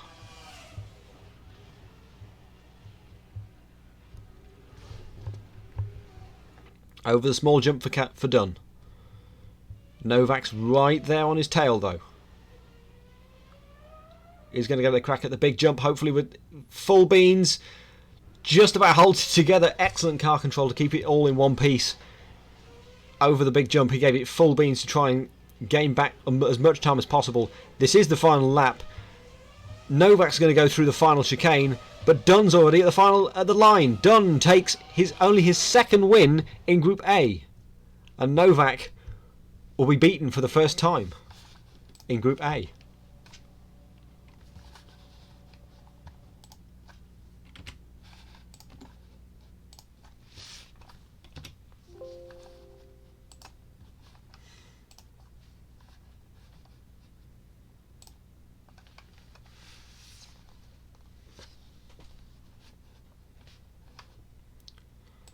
let's join FC Acústico against Spongel in Group C, driving the Lotus 311.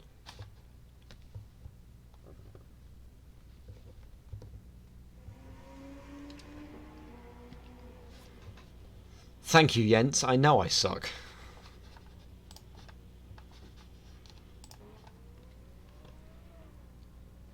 First lap, we just about missed the start of FC Acústico Chilean versus Ian McDonald of Scotland. I quite like to have a Nations Cup of this, but it's Ginetta should burn. I quite like the Ginettas round here. Not gonna lie, the lawnmower should absolutely burn. It was my decision to put it in this race.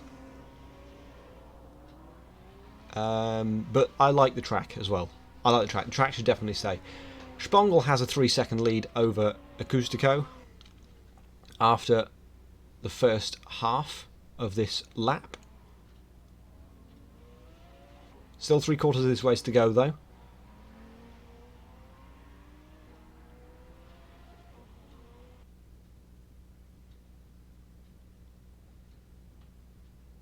Excellent header cam shot through the hairpin. Look nice and smooth.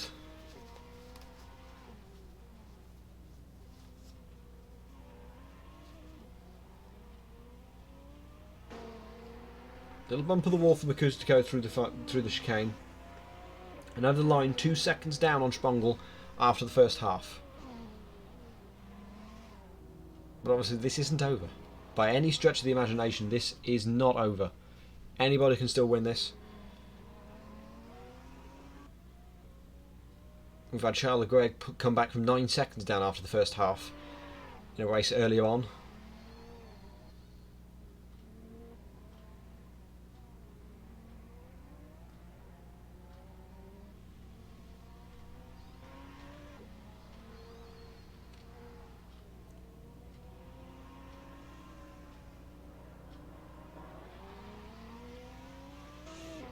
One quarter to go.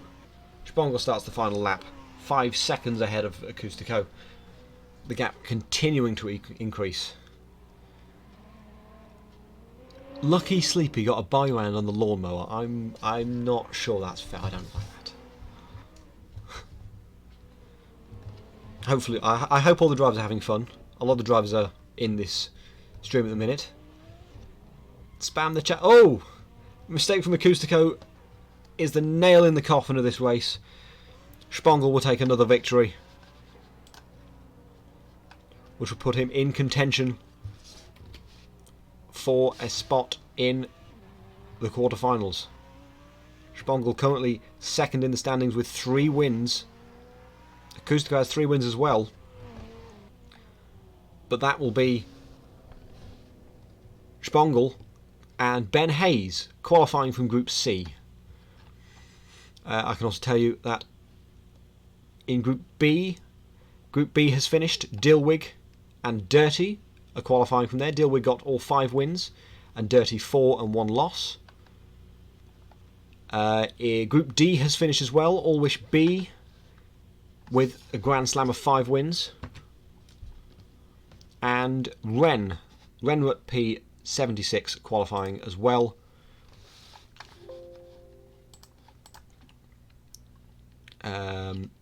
Group C is now finished with Ben Hayes and Spongel going through, which means I think we're still waiting on Group A to finish. I think that race might have just finished, which will be Simon Novak and Rinaldi Ido qualifying from Group A.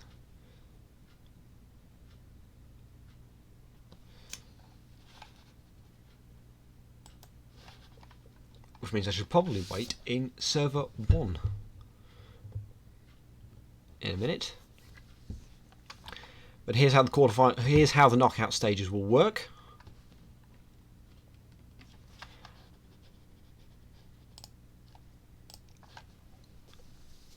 As I said before, the top 2 from each group go through to the quarterfinals, which leaves us with our final 8. If you win the quarterfinal, you go through to, you stay in the winners bracket. You'll move into the semi-finals for the winner's bracket. If you lose, you still get a second chance. The 4 losers go to the loser bracket and they will start round 1. If you lose in the losers bracket, you're out altogether. Eventually we will end up with 1 winner from the winner's bracket and 1 winner from the loser's bracket, and they will go head to head in the grand final. If the loser's bracket winner wins in the first race, then we race again, and it's fair game from there. But if the winner's bracket winner wins, I know, a lot of wins, then we're done.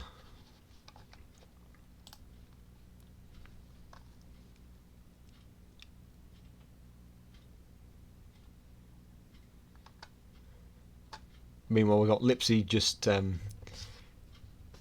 Jeff Bezos simp. I'm so banned. I just said Jeff Bezos. I just made fun of Jeff Bezos. I'm doomed. So we're just going to wait for the quarterfinals to get started.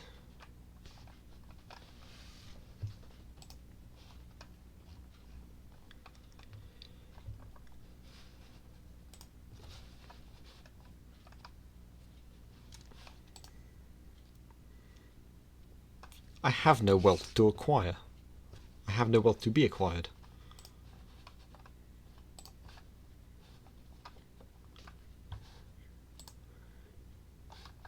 I wonder why you think that, Lipsy. Lipsy's profile picture is Elon Musk.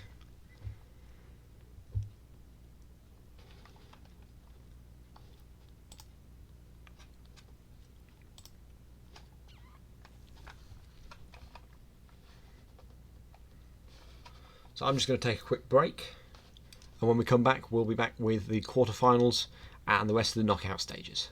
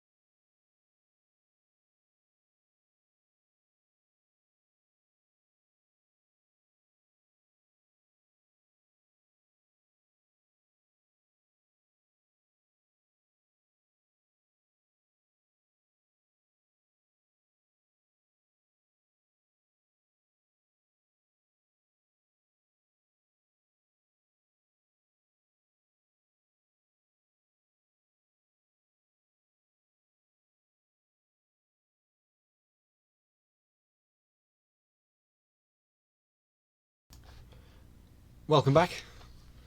I say that, you never left, I did. I needed a break. We're back. And we're just getting ready for the quarterfinals. A reminder of who's gone through. In Group A, Simon Novak and Ronaldo Ido, both with 4 wins, go through. Miguel with 3, Charles Gregg with 2, Callum Dunn with 2, and Deals with 0. In Group B, Dilwig with 5 wins, Dirty with 4, they both qualify. Jet on Fire with 3, Guardrail Hitter 2, Krolas Pygomez with 1, and Hori Shet with 0. And in Group D, Ulrich B with 5 and Renwut P76 both qualify. Renwut with 3 wins. Bright in third with also 3 wins. Lipsy with 2, and Canoe and Beauty, who had to leave early, both with 1 win apiece. Group C is Ben Hayes. I did it again. Ben Hayes and Spongel both with 4 wins qualifying. Sleepy and FC Acoustico both with 3 wins, 3rd and 4th. Teles with 1 win, and Rintia in last with 0 wins. So we're just waiting on the call to say that the quarter-finals are about to start.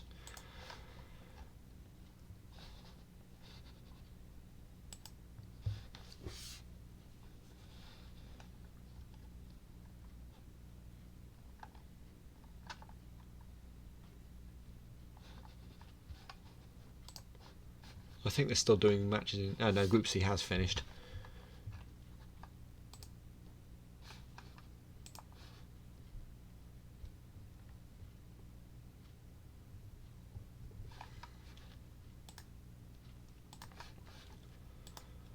Not gonna lie, we're 2 hours into this. I'm exhausted. Like my hands are shaking. I'm quite low on energy. I'll make it through to the end, but I'll need a nice big, probably alcoholic drink at the end of this. I have some booze down by my desk that I could crack into at the end of this.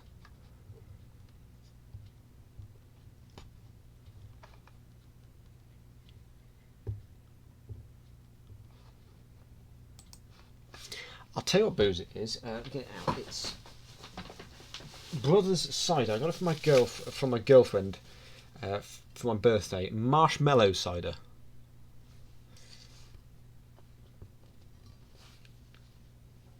If I had a bottle opener now, I would absolutely drink it. But yeah, we get some crazy flavours of cider in the UK. She got me 3 bottles of cider. I got marshmallow. I also had Tutti Frutti and strawberries and cream, and I know there's a rhubarb and custard one as well. Next level cider game, absolutely. I tell you what, my girlfriend can use her teeth to open bottles. I can't. It scares the shit out of me. I think my teeth are probably a bit too weak.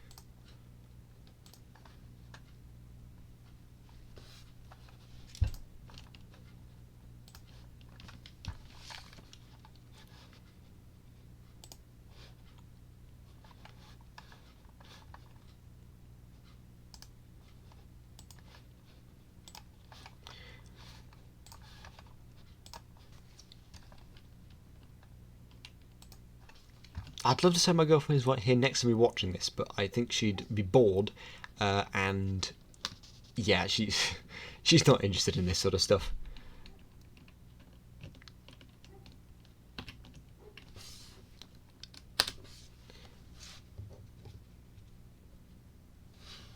The link there is for the knockout stages bracket.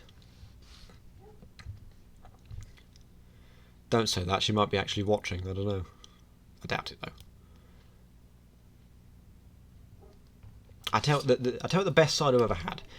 Summersby cider. I went to see a concert in Portugal and they were serving Summersby. It's normally a very British cider. The best one I've ever had. Oh, I still remember it. I'll look out for it whenever I see it.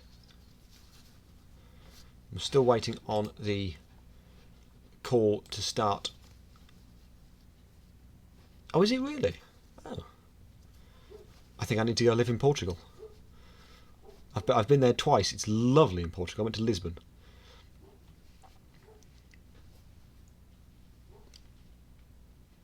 I've always wanted to live in a big city. And Lisbon saw that place where it's a big city, but it's still pretty calm, pretty chill. Particularly the old town. I stayed in the old town. I never tried Superboc. I did see that everywhere, but I never tried it. I'm not really a beer person, to be honest. I'm not really a man either.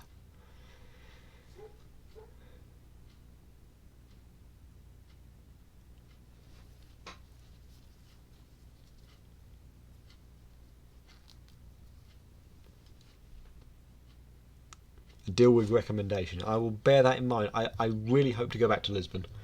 And I'll remember that. Bandido do Palmar.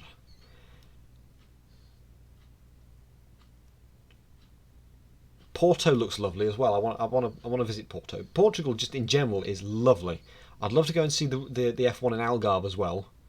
But I am poor, and also lockdown.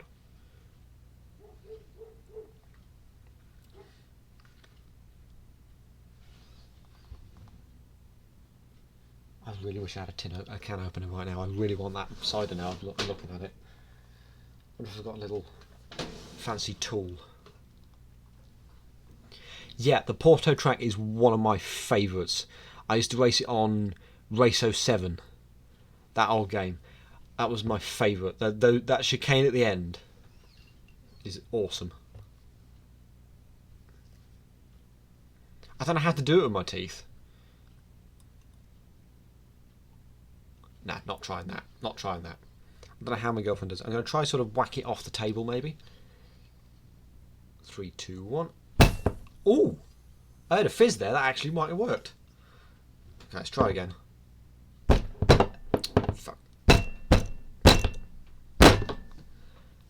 Nailed it! I can't believe I got the cap off, but I did. Let's try this beer. Let's try this cider.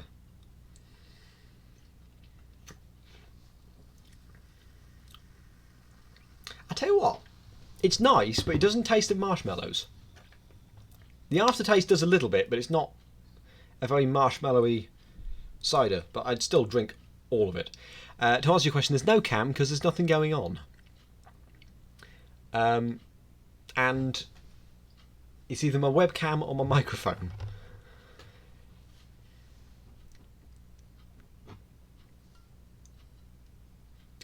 To be honest, I would quite like to put the face cam up, but my webcam, I only have one really long USB cable.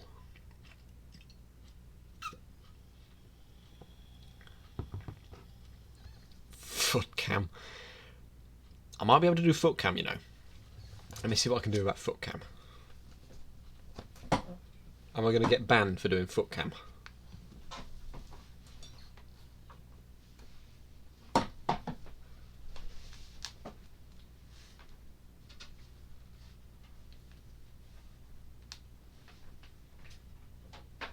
Untangle everything. Here we go. Right.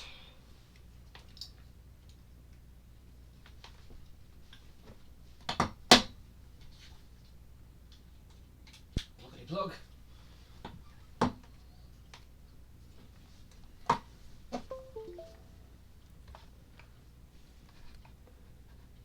Now then, how to connect your webcam.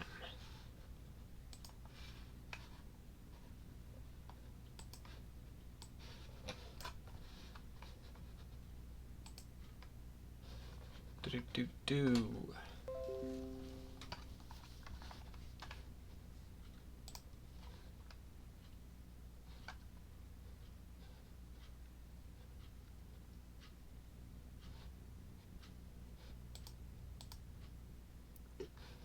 Where's the webcam then?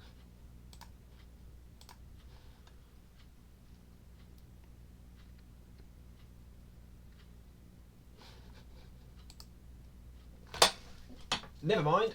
We're starting off with the quarterfinals. Haha! I get out of my show of showing my feet on the internet. Ah! Quick and deserve a one. Or am I too late? Or am I too early?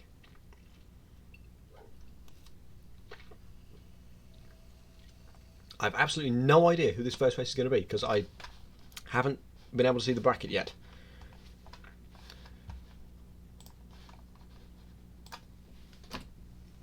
refresh maybe.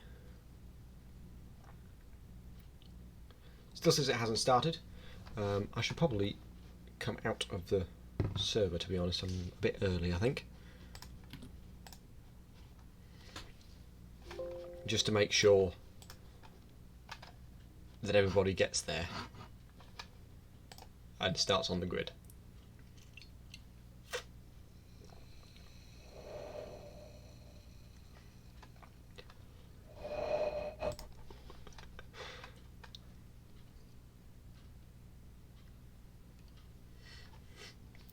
Foot cam maybe later.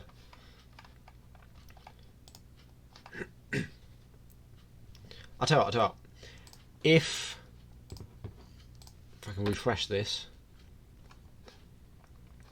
If you can predict, let's just randomly say, I'll tell you what, if Jet can predict what car, in fact, if Jet can predict who the winner is of this whole thing. Working. Say sound isn't working. Yes.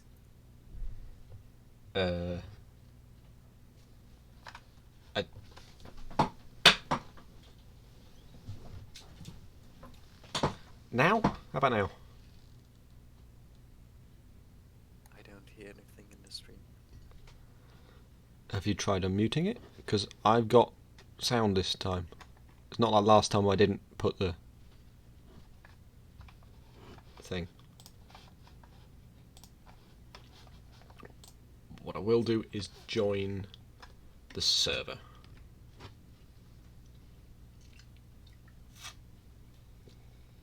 You can hear. Okay. I think it's Lipsy that's got the problem. Shut up. Bye bye, Lipsy. Bye. So just waiting on the first race. It'll be Ren versus Alwish B. In the lawnmowers. Oh, what a treat. I think I need a drink to sort of get myself loosened up. Here we go. Winner goes through to the semi-finals, and the loser goes through to the losers bracket. Also, Jet, if you can predict who the winner of the Race of Champions is, I'll show feet cam at the end of this, at the end of the event. Say now.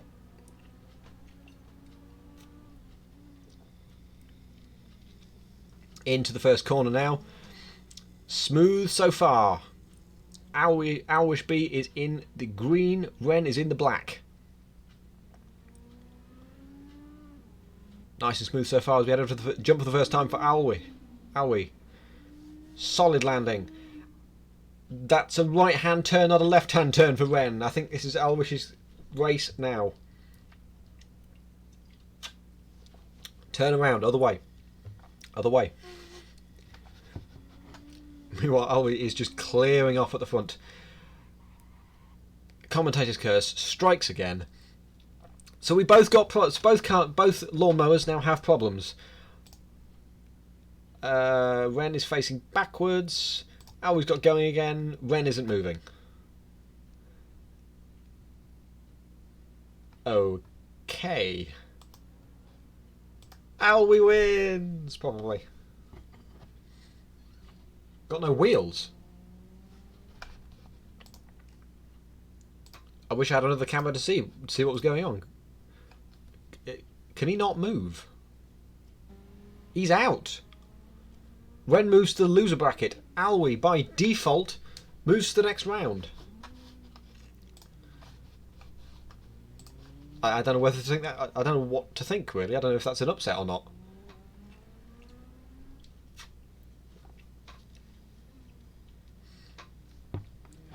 Damn it, this cider tastes too much like juice. I'm going to get drunk off it very easily. Well, if I had more than one bottle. I wish I had more than one bottle. Am I hearing rematch?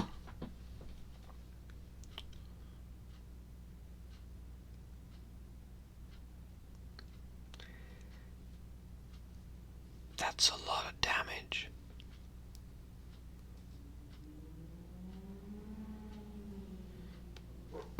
Let's see if I can get a word from race control about what's going on.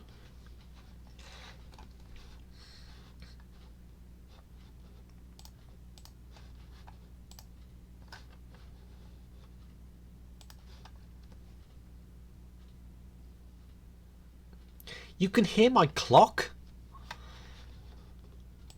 I'm turning my volume down.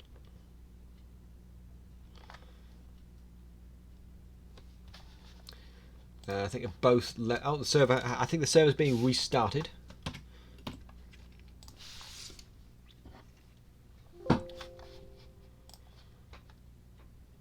Or are we starting with the next? I think we're starting with the next.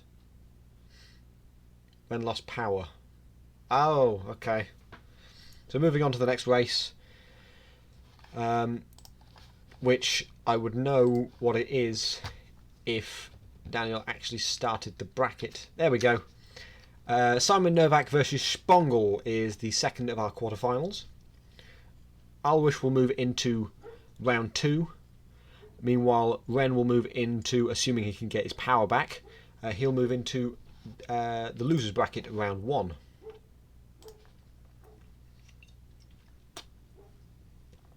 They're both in, so it's my turn to join.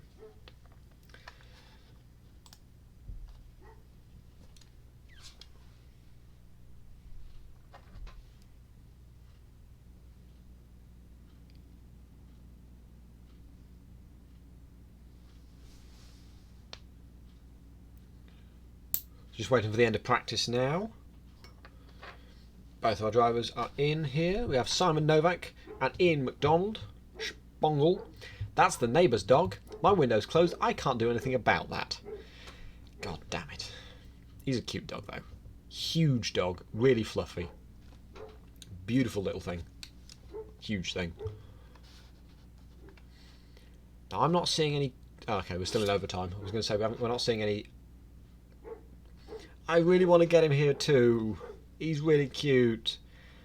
I think he normally barks because... Oh my god, there's a light. There's a light. The window. Oh my god, there's a person. Human, human, human.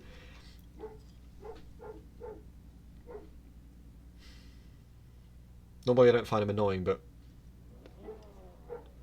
What am I saying? He's not annoying. He's awesome. Okay, Simon Novak versus Spongel.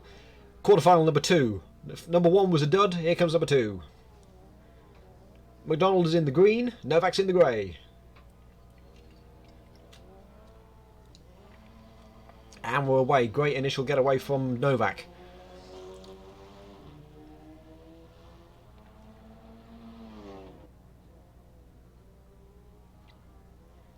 It's going to start around the outside. Novak carries a lot of speed around the outside through turn 3 and over the jump. But keeps it stable. Not too much air. Huge air for McDonald. Beautiful. Forgot to press the button. There's the race. Huge air. Huge air for McDonald, I promise you. I'm not lying. I saw it with my own 2 eyes.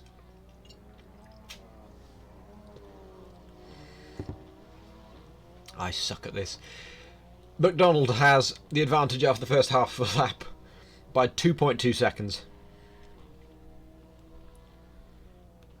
But Novak has only lost 1 race so far. Yes, indeed, professional. I'm the most professional streamer. I mean, seriously. I meant to do that.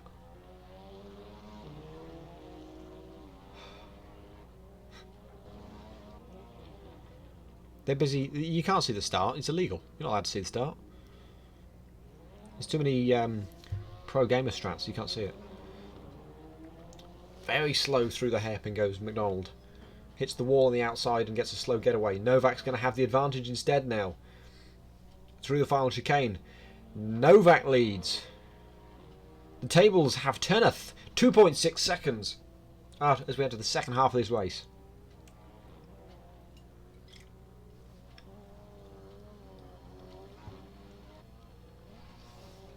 I'm going to call it the spanner bracket now. I think I'm going to stick with that. That's quite good.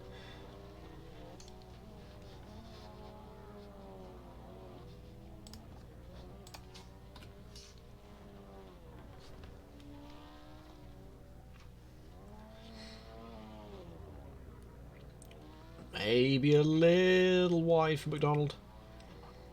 Keeps it together coming out of the hairpin. Obviously McDonald's got the speed advantage, but Novak has the lead by half a second. This is going to be a very close end of this race as we head to the final lap. Diving into turn 1, Novak a little bit wider than McDonald was. But that might be to his advantage. Into the kink before the jump.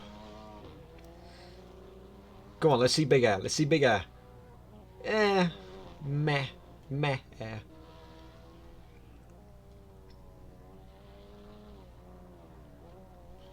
And the hairpin to back. Up through the final 2 kinks. Where's McDonald?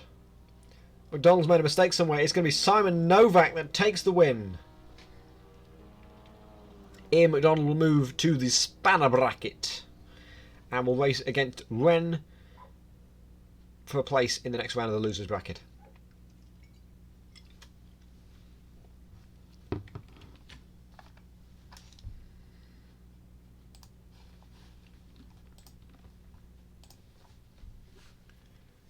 Very good race there. Looked very close. We're still yet to see a race that's very close until the very end of the race. A really close finish. We've seen a couple, but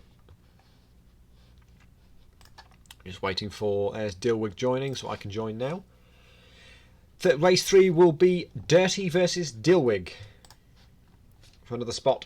Dilwig is unbeaten, I might add, and I'm pretty sure Dirty was also in the same group. Group standings. Yes, Dirty and Dilwig are the top 2 from Group B, so they get to race each other again. This time means a little bit more. Must remember, these are the RSS F4 cars. Lovely looking things. And they drive beautifully. We're in for a storming race. Please stop looking at me. That's a good camera. Dirty in the red. Dilwig in the blue. 6 lights are on. And for the first time, we're green in the F4s. It's a good start for Dilwig. Dilwig, one of the only drivers to be unbeaten so far in this event. Seriously, stop looking at me. Dilwig. Dilwig and Dirty. Dirty over the jump for the first time in the F4s. Looks pretty stable so far. These are quite small cars for Formula cars, so these should do very well. Here's how it looks for the first time through the hairpin. Nice and easy. You've got to keep it stable and you'll be in with a good shout.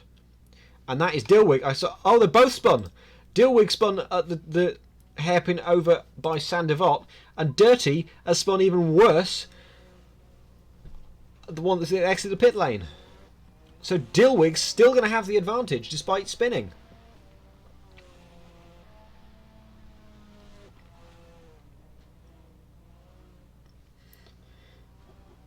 Somebody please PayPal Ren 10 quid. I want to see some really, really big air. Just saying. Dirty all over the place going over the jump, but holds it together beautifully on the landing. This is still going to be a pretty close race at the end of this. Dilwig's going to head into the hairpin, but Dirty's going to get the speed advantage because he's got a faster run out of the Sandevot hairpin. But it's going to be Dilwig that has the advantage by about 2 seconds heading into the second half of this race. So it's still all to play for. Dilwig, reminder, is unbeaten. The only person that has beaten Dirty is Dilwig. And it looks like it might just happen again, but anything can happen in the second half of this race. Dilwig to the big jump for the first time. Lots of air on the front. I would hate to do that in VR. In fact, I've done it. You can't see anything and you're scared. You're so scared. A huge lock up into the Sandevot hairpin. Which means this is going to be neck and neck for a spot in the next round.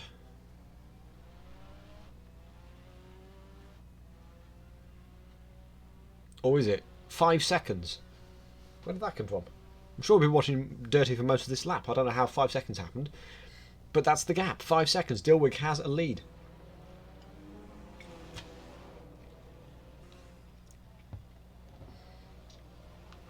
into the hairpin section. Beautiful line, keeps it way to the right. Lots of air from Dirty as well. The further right you can go for that hairpin, the faster you can go through it, and the quicker you can get going. Almost spins it through Sandevot hairpin. Through the final two corners.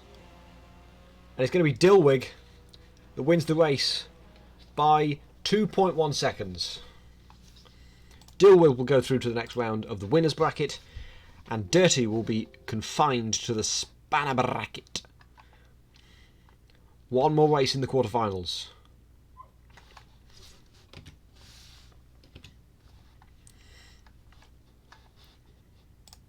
That race will be Ben Hayes versus our Indy 250 champion, Reynaldi Ido. We'll focus on the winners bracket for round 2. So we'll see the Ulrich B against Simon Novak and Dilwig versus the winner of our next race. And then we'll have a look at the losers round 2, in theory. There's Reynaldi Ido joining. We'll be racing in the Lotus 311 this time.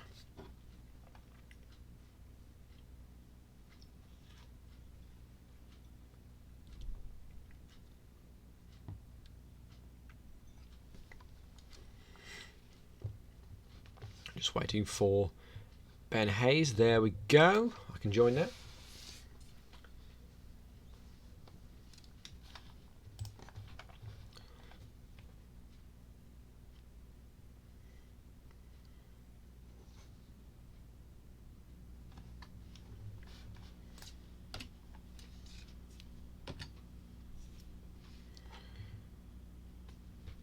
There we go. This could be one of the closest races of the day so far. Ido versus Hayes.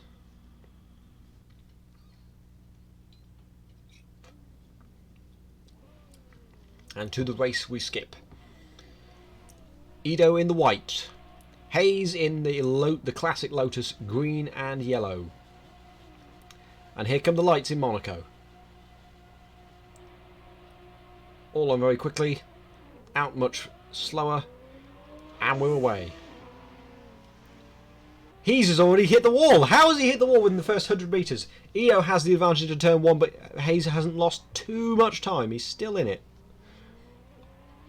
I don't know how you end up hitting the wall off the start. That's a little embarrassing. Somebody clip that. Over the jump, huge air for Hayes, trying to make up some ground. Beautiful landing. I think that's one of the best jumps of the day, I think.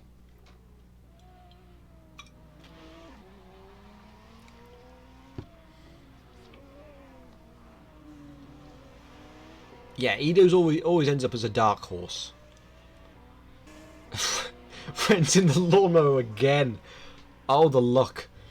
Hayes leads. So Hayes leads after all that by 1.7 seconds.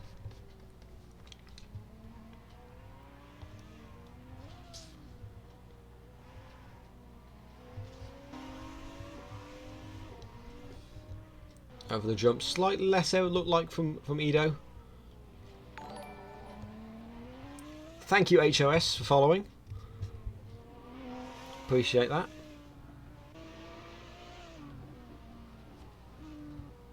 Hi, lovely to see you.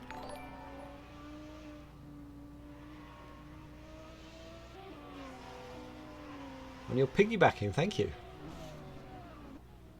I don't know how that works. But sure, I haven't been streaming very long. Ido has a 1 second lead over Hayes. This is going to be a close finish in this race. Really tight line from Ido. Beautiful. Into the hairpin section. Probably the most I've seen from any car so far from Hayes. And he lands it perfectly. But gets a little messed up into that second kink. Around the Sandevot hairpin. Through the final 2 chicanes, Hayes will have the advantage onto the final half of this lap.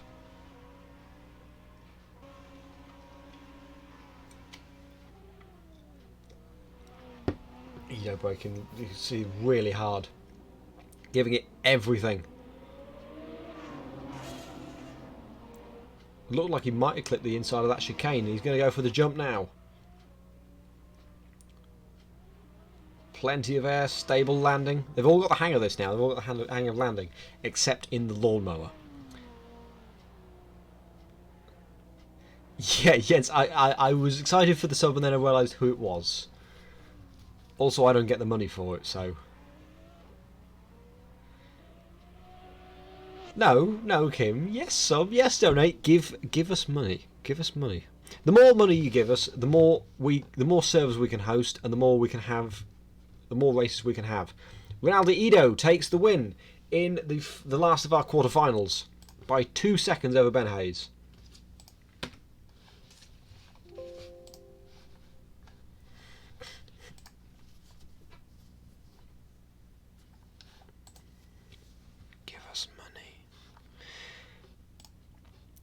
So to remind you, the 4 qualifying for the winners bracket round 2 is Alwish B, Simon Novak, Dilwig and Reynaldi Ido. In the losers bracket, Spongle will be facing Ren in the lawnmower and Ben Hayes will be facing Dirty. We don't know what car. I don't know what car that is yet. We'll find out soon enough. If a driver in the losers bracket loses that race, they're out altogether, eliminated. If a driver in the winners bracket loses, they get a second chance, so they move down to the losers bracket.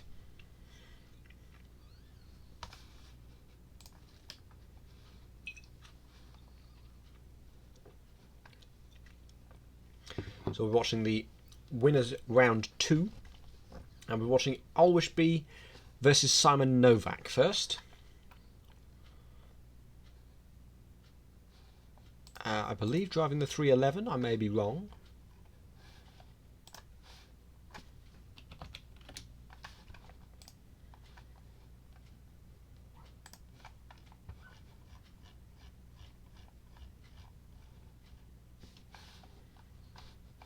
Just waiting for them to join and we'll head on in. Alwish has been a bit of a dark horse throughout this event. Same for Simon Novak actually, but yeah, he's been. But all of them have been impressive. Every single person in this event has been very impressive. They've shown their real abilities. I may have just accidentally offended some people by saying they showed their real abilities when they just spun all the time. I mean the good stuff. Yeah, the good stuff.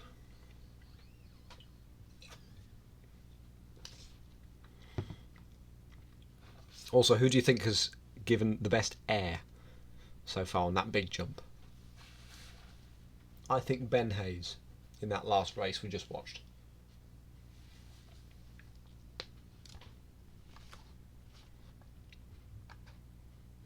I would put some music if I knew how to do that. As I say, not been streaming long, and we don't normally do these sorts of events where there's quite a few gaps between races. Normally, we just sort of go straight into the racing.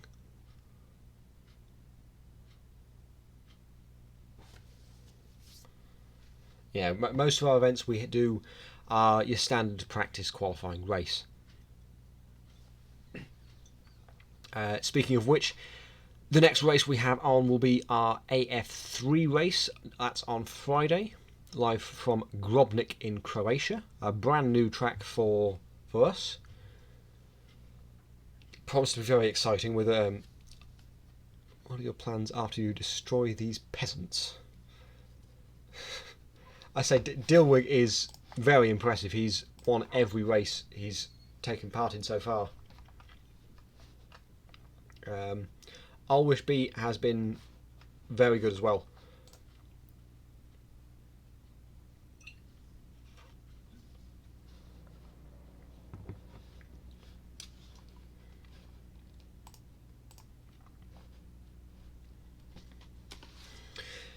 So just joined into the first of the winners round 2 races. Yes, you said earlier it was a recommendation from Dilwig, so I'm guessing that was you.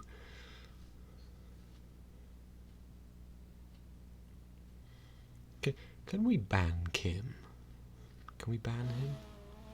Nah. Okay, so F4's Alwi Shabab and Simon Novak. Two of our strongest drivers so far in this event. Here come the 6 lights. And we're away. Fairly even start so far, but the second phase goes Alwi's way. He's got quite an advantage, about 1.5 car lengths going into turn 1. But fairly cautious it looked going through.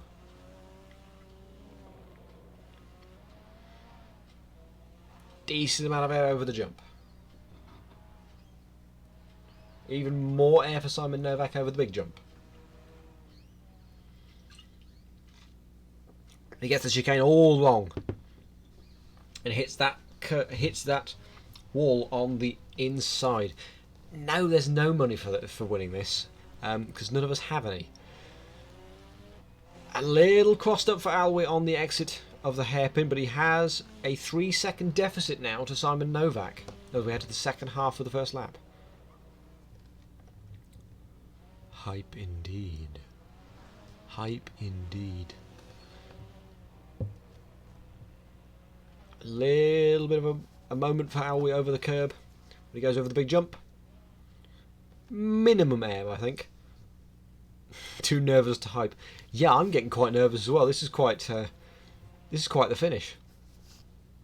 Into the final hairpin at the end of the second lap. It's going to be Simon Novak that still has the advantage, but not by too much.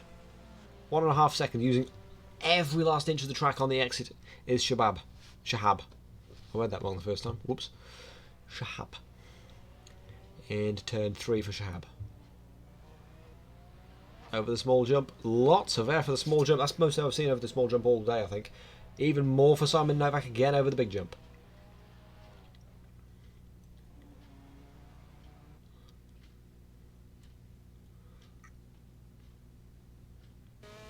Round the sound of our hairpin as Alwi gets to the final hairpin. He'll have the inside line for the final lap. Simon Novak has started it. And there goes Shahab as well. 3.5 seconds. About the same as it was at the end of the first lap.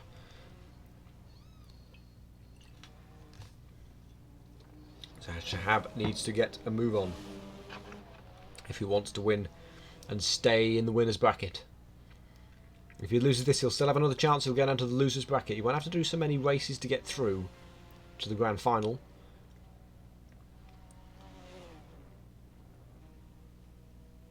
But I think Simon Novak's already at the coming out of the hairpin. I think, yeah, there he is at the exit of the hairpin. This is going to be mightily close. Out of the final chicane, it's Shabab. Oh no, he's crashed. It's Simon Novak that takes the win by 0.5 seconds. Oh, that was Shahab's victory. Taken away at the last possible second. Simon Novak.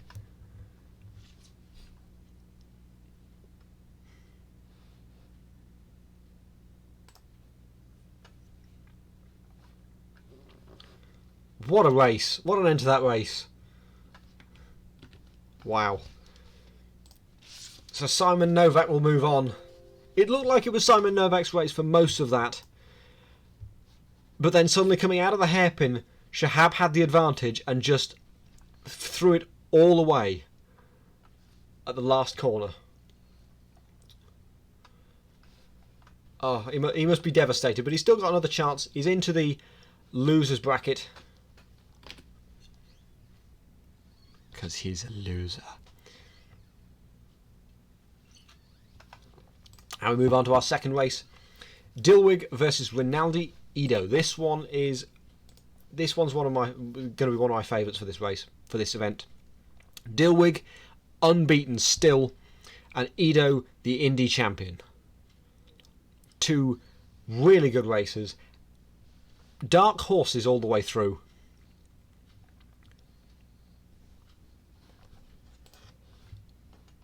Just waiting for them to join in now.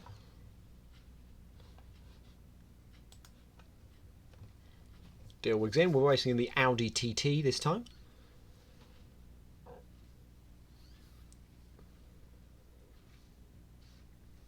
And there's Ido. In I go.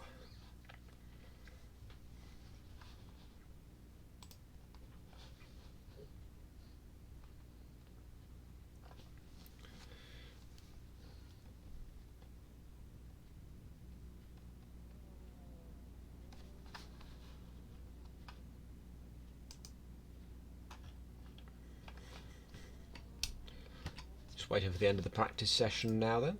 There's Dilwig. Both drivers are out on track. I think. No, I think it's just Dilwig leading the practice apparently, despite being unbeaten. A little tight through the hairpin there.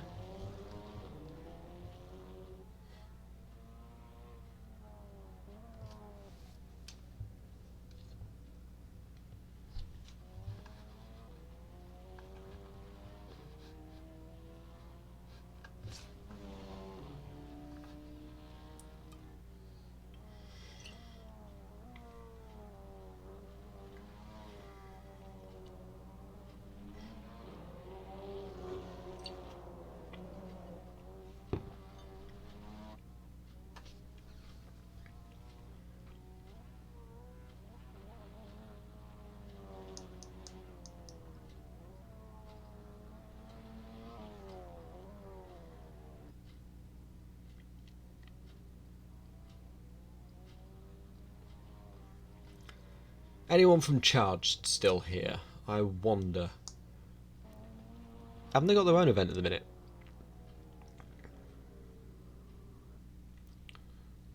They're too busy. They're too busy to join our superior racing event.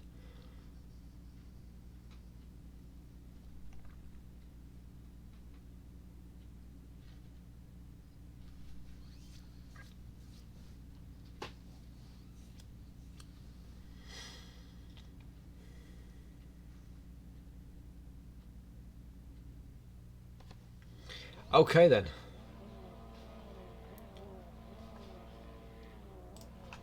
Time for one of the most hotly anticipated races of our event. Dilwig versus Edo. Here come the lights. Edo's in the green. Dilwig's in the grey. And we go green. Fairly even start so far. It did look like Dilwig got a better start, but they evened out later on.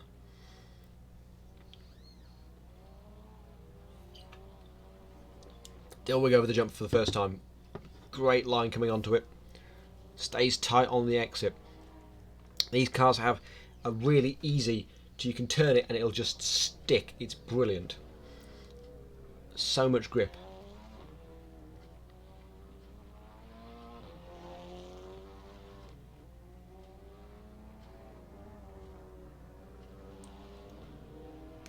And the final corner for Dilwig, it's going to be Edo that has the advantage after the first half of the lap by 2.8 seconds.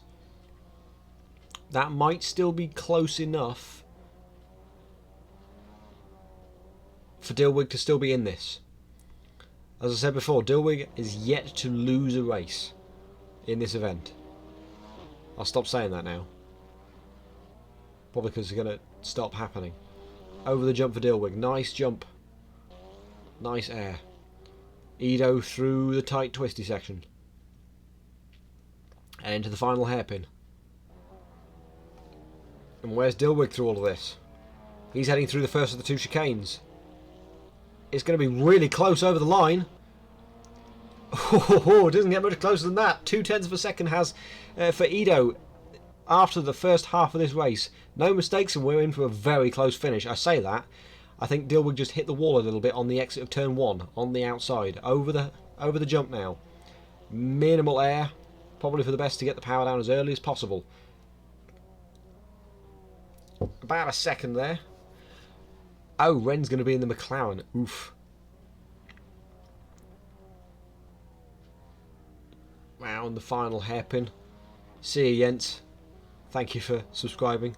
Sorry, I should be more enthusiastic. Oh my God, Jens, thank you for subscribing. Oh, thank you so much. It's amazing. Edo has the advantage, 3.2. That's 0.4 higher than the gap at the split at the end of lap 1.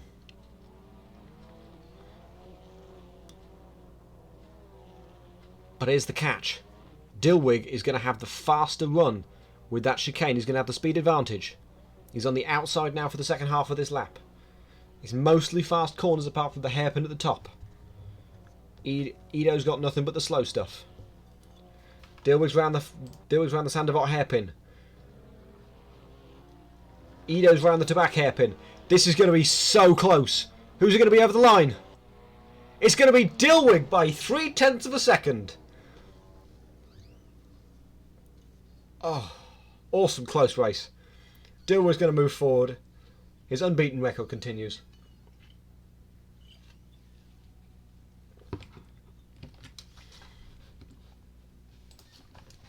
I think I need to interview Dilwig if I can at the end of this race, because that's going to be... I need to talk to him about how this race went. He's got some skill. He's still rated in here as an amateur driver, but I think that might be because he hasn't done the challenge yet. Because he's a lot fast. He's really, really fast. So, next up on the agenda will be... In fact, just to update, in the losers bracket, Ren beat Spongel, and Ben Hayes beat Dirty. So, in the winners bracket, the final there is Simon Novak versus Dilwig, which is another excellent finish. And in the losers bracket, the two matches are Ido versus Ren and Ulwish versus Ben Hayes. What race will I do next?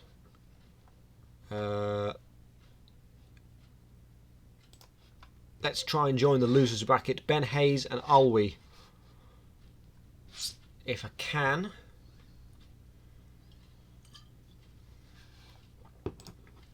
We're nearly at the end of this, I promise. And they're racing at the minute. Ben Hayes over the jump. In the Audis again.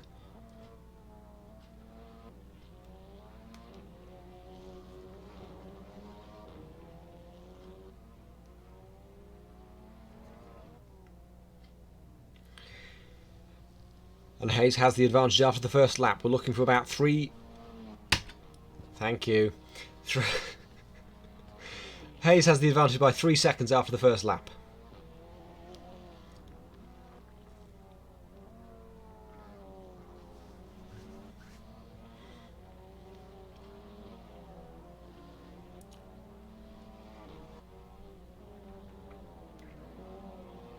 No real mistakes to speak of so far. Lots of height and air from Shahab. So close to that wall at the chicane. Round the hairpin at Sandoval.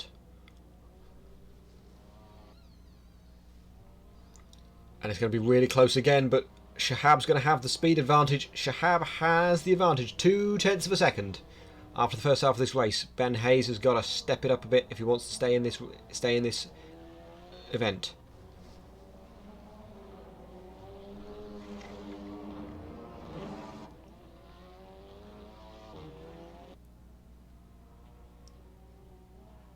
Over the jump for Hayes, a lot of air again. There's Alwi in the yellow.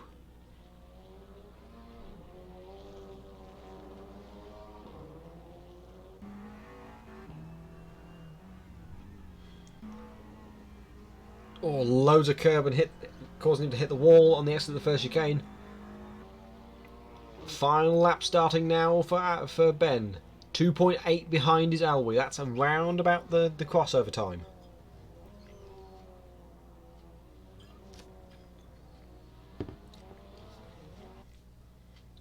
Over the little jump for Ben. They're side by side now on the separate tracks. Over the jump for Alwi. Minimal air, which should be good if he wants to get the power down early. A little crossed up going into the chicane, just avoids the wall. Into the Sandoval hairpin. Just the 2 chicanes to go.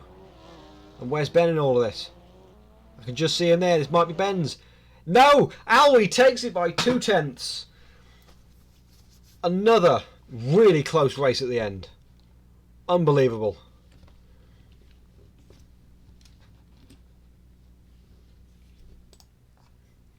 You know what? No. You get the black screen now. Maybe I'll be more professional that way.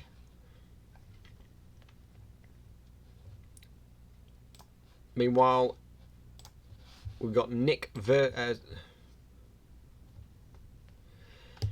Dilwig versus Simon Novak in the winners bracket. Round 3 of the winners bracket.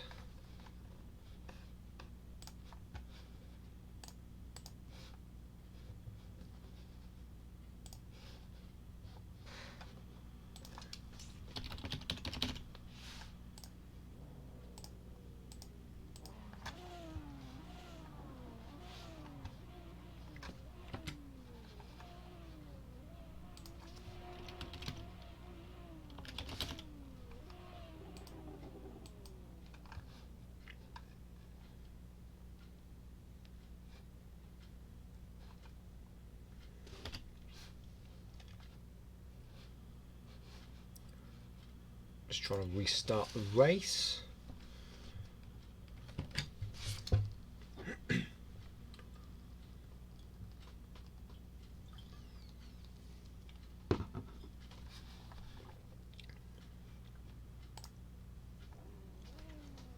Here we go. Simon Novak in the green and yellow. Dilwig in the white. 10 seconds to the start.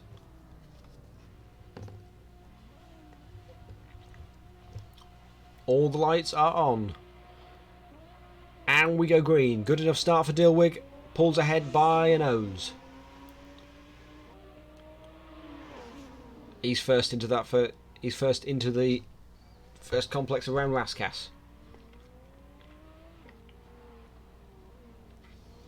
Through the kink, he's going to get to the big jump first.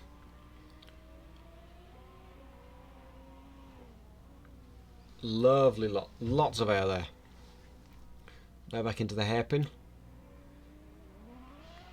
Excellent DHL sponsorship there. Please send me money. Oof. I didn't do that, but okay. Kim's has been banned. Bye. 2.5 seconds. Dilwig over Simon Novak after the first half of this lap.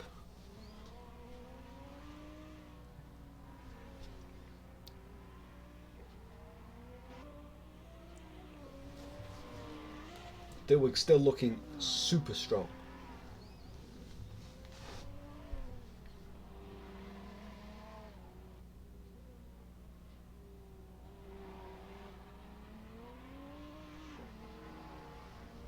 Rounds with the final chicanes. Dilwig's going to be at the chicane first, but it's still going to be really close. Oh! Novak hits the wall, but it's still a quarter of a second. Dilwig has an advantage over Novak. What are the chances you have 3 really, really close races? Unbelievable. We've still got one half of this race to go. Dilwig has a small lead. And that could have been Novak's if it weren't for that little bump on the exit of the final chicane. Pulls it to the right for the hairpin. Still gets it a little bit wrong. Gets it very wrong through the little kink. Dilwig spins! That's the first time I've seen Dilwig spin all event. Novak will have the advantage into the final lap. Out of nowhere.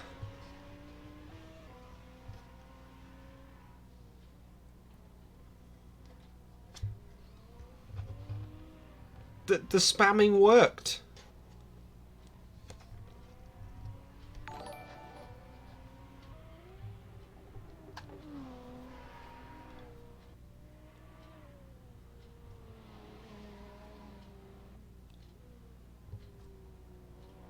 It's the final lap.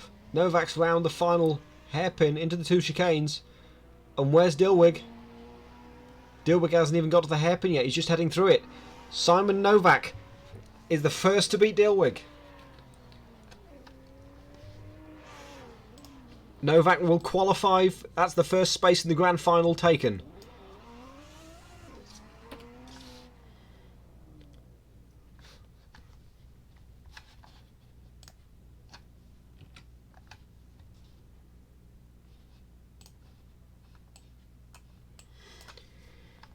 To get you up to speed with what's going on in the losers bracket, Alwish B beat Ben Hayes, so he's through to round 3, and we're still waiting on the result from Ido versus Ren to see who gets the other spot in round 3. So we'll move round to that race.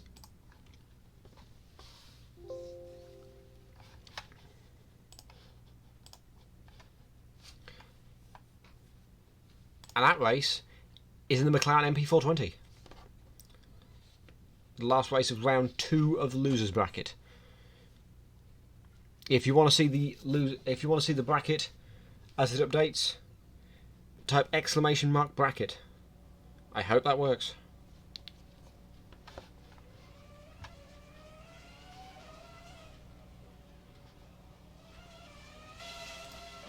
Just coming to the end of practice now.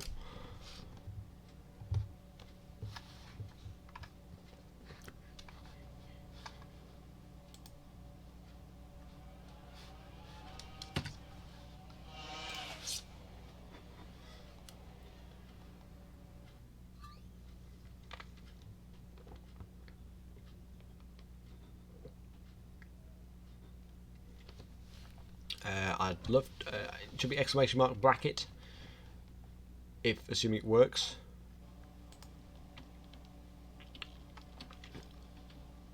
I'd love to show you the bracket, but I'm not good enough at streaming to be able to show you that.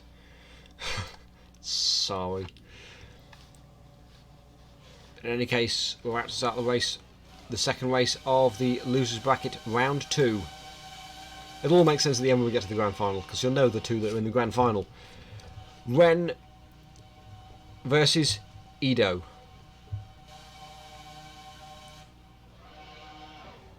And we're away once again. It's a good enough start for Ido. Heading into, he gets the inside line first.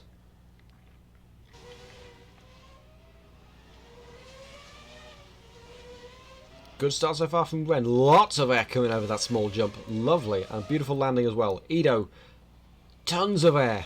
Just back wheels just close enough to the ground to keep it stable. Into the sound of our hairpin for Ido. Back up the hill through the chicanes. It's going to be Ido that has the advantage. 3.2 seconds.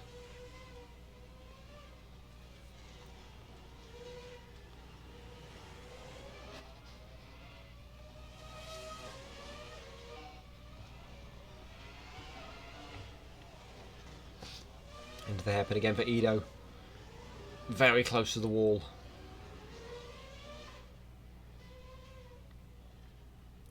This is going to be very close again, but I think it's Ido that's got the advantage.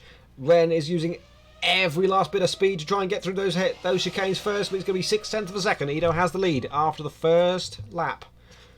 Halfway through. Ren's got that fire, you can tell. He's pushing as hard as he possibly can. All the air he can possibly get over the small jump. There's Ido over the big jump. I think Ren had more air over the small jump than Ido did over the big one. Into the sand of our hairpin. And back up the hill for Ido.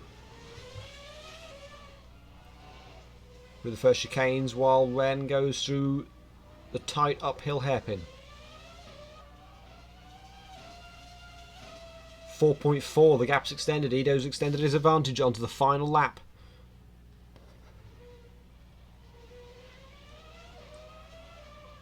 But Ren's got the faster run. He's made a mistake. He's only just got onto the jump. He just caught the end of it there. He just went too far. He went too deep into the kink.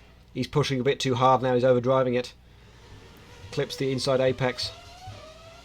It's going to be Ido. Yes, Ren crashes at the final chicane, so Ido takes the win. And he'll qualify for the next round in the losers bracket.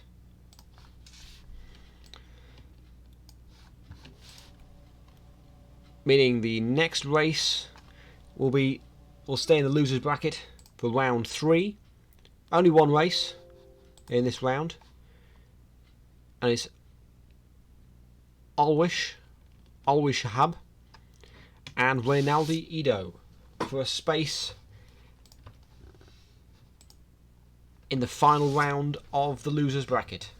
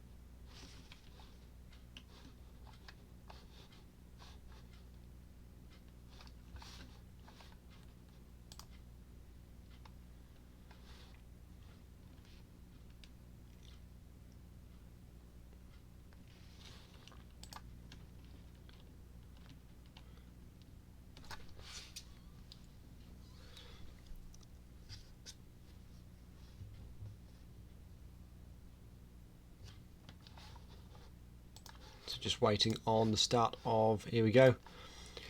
So, Ronaldo Ito straight back into action against Alwi Shahab in round 3 of the losers bracket. The winner of this will face the loser of the last of the winners bracket, which was Simon Novak. No, Dilwig, sorry, Dilwig. Read the wrong name. Just watching practice at the minute.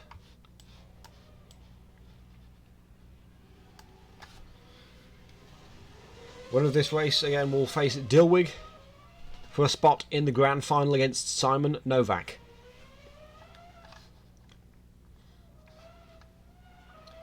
Let's hope Ito doesn't do that in the race. That's not ideal.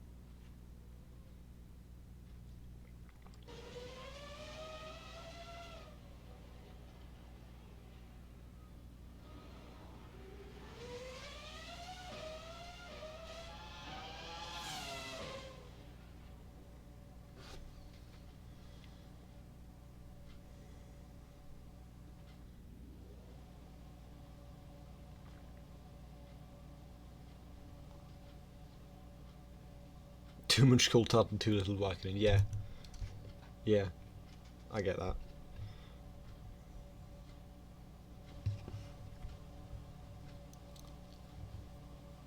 So who's your money on for this race? Alwi Shahab, Ronaldo Ito. Two of the biggest, yeah, I suppose biggest surprises. Ito's an Indy 250 champion, but this is a different bit kettle fish altogether. Does this count as 2 of the Triple Crown, do you think? Lights are on, lights go out, and we're away. I don't know who's who, because we've both got the same livery. There's Alwi on the outside to start off with.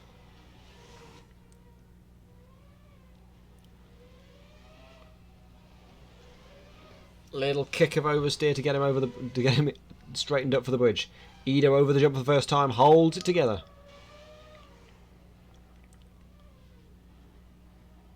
I was about to say brilliantly done through the chicane, but a little bit of a slow exit to it. That's compromised and going into the hairpin. Shahab through the final hairpin. Only 3.6 seconds down on Ito.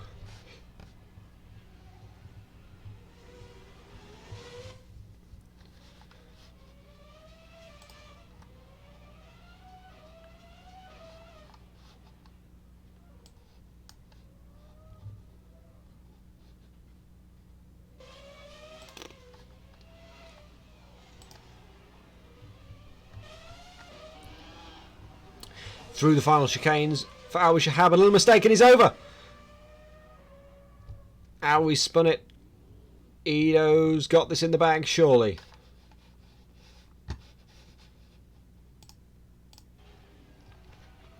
Unless Ito makes a mistake. Not looking like it so far. Smooth over the jump again. Excellent through the chicane. Sandoval hairpin now. Listen to that sound.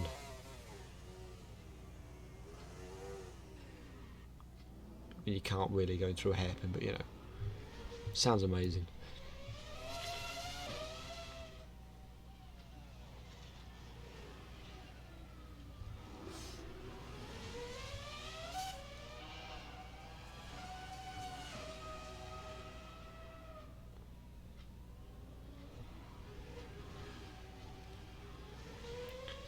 But all this will mean, as Ito comes to the end of the final lap, Ronaldo Ito will have a place in the final round of the losers bracket. against the formerly unbeaten Dilwig.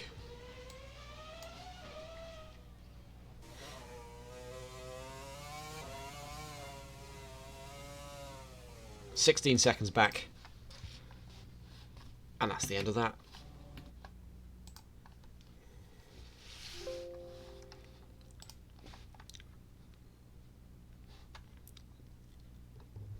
So just waiting on the next race.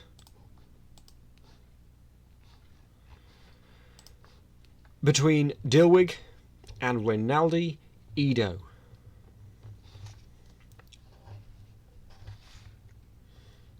Ido is the only person so far, is the only person left in our field that's actually got a trophy in our server.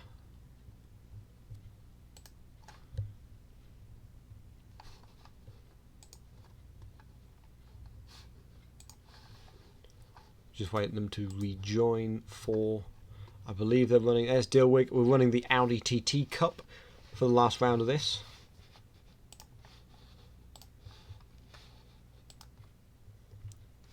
Just waiting for Ido to join. He has been very busy. I think this is, yeah, this is his third race in a row. No break. There's Ido. I can join in now.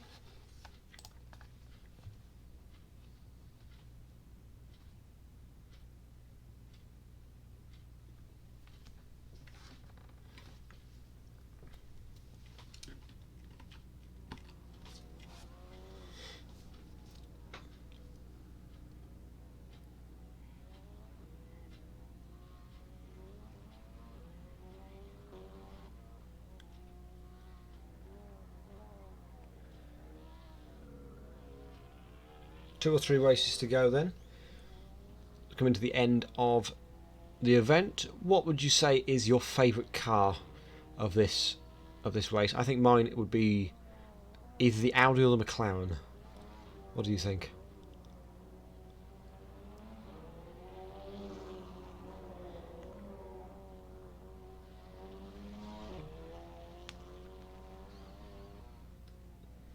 Anything Ren won in? That was a few, I suppose, because you won 3 or 4 races.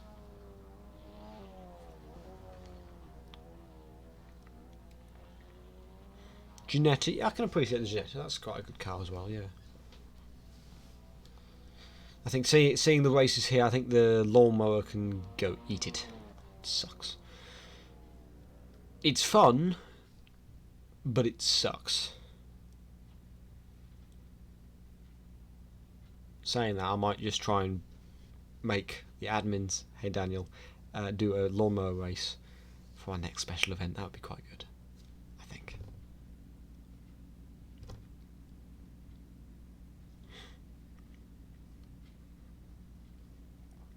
Yeah, lawnmower's fun until we have to be competitive. Ido in the green, Dilwig in the grey. 10 seconds to the start. Winner gets a space in the grand final.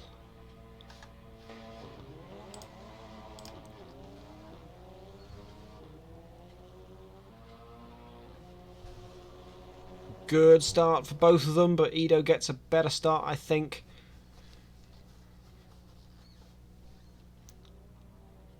Out of turn 2. Good so far. Small amount of lift from Dilwig, but not too much.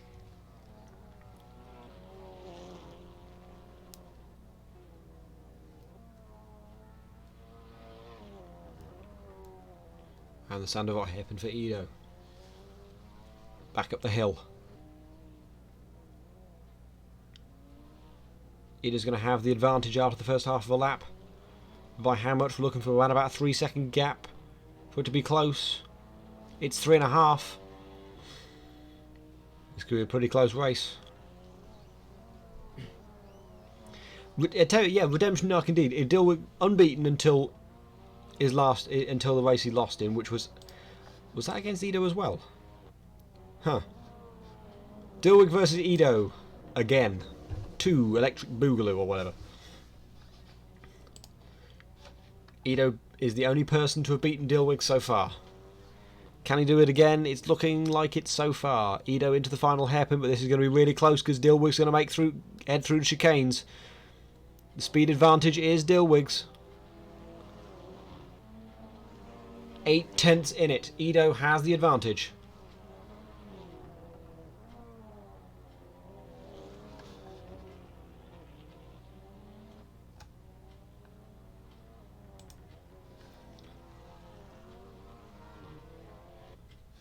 Feel free to answer the straw poll for driver of the day.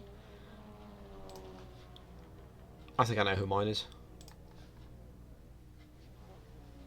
But it's a spin for Edo. Seriously, that's commentator's curse. I just voted him for him in driver of the day. And he spins right as I do it. Seriously. I just need to stop.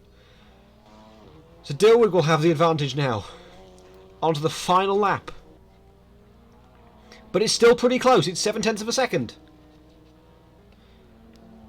But the grey car of Dilwig will have the advantage coming to the end of the lap. He's got the faster loop at the end of it.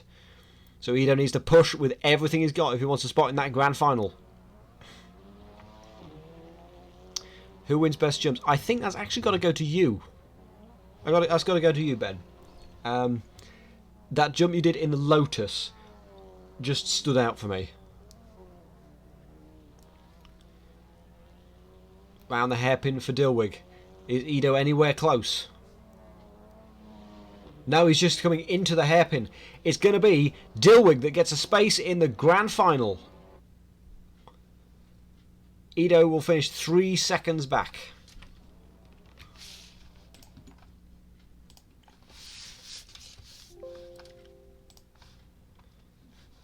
So here's how the grand final works.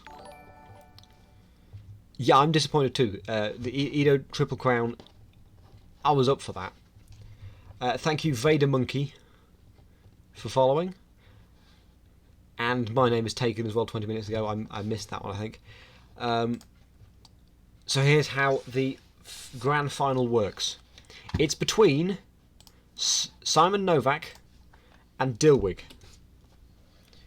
If Dilwig wins this first race, we race again. If Novak wins the first race, it's over. Novak wins altogether.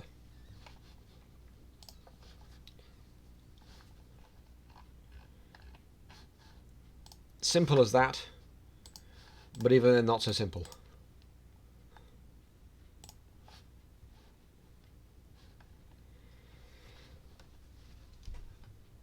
And the first of these grand final races will be in the RSS4, the Formula 4.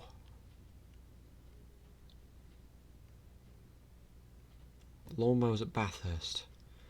That is a little tempting, I'm not going to lie. Yeah. I might take you up on that at some point. Just waiting on Novak to join.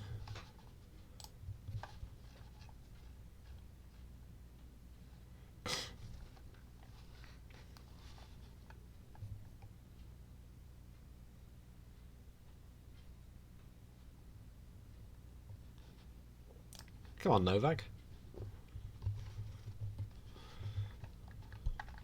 The anticipation's killing me here. Come on.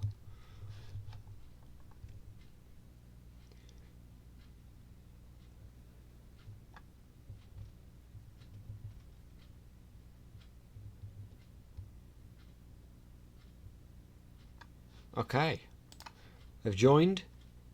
Let's do this. Grand final. Attempt 1. Match point for Novak. Not Djokovic.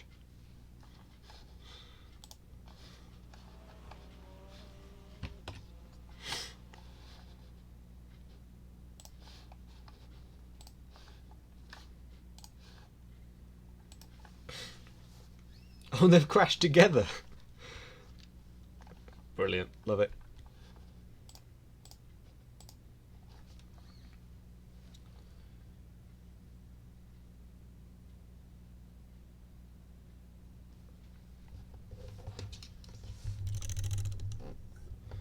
So to remind you, if Dilwig wins, we race again. If Simon wins, he goes home with a lot.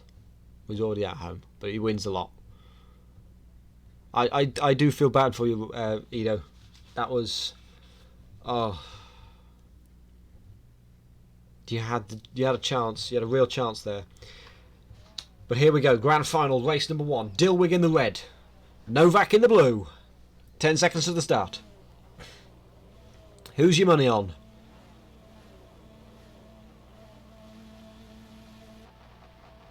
Why, good luck me. I'm not the one racing. Away we go. Seems to be a slow start for Novak. Dilwig gets the advantage so far. It's about car length up to 2. Braking for the first corner. Dilwig had to back out, had to correct mid corner. Round turn 3 and over to the jump. Solid landing. Tight corner. Lovely. Looked like plenty of air from Novak from the split second I saw. Hopefully he landed it correctly. Bit of a wider line for Dilwig through there. Into the right, left, right kink, and up towards the final corner. It should be Novak that has the advantage at the start. And Dilwig spun it! Dilwig spun it! That could be it. This is match point for Novak. He's just got to keep it straight and true, and he's got this in the bag.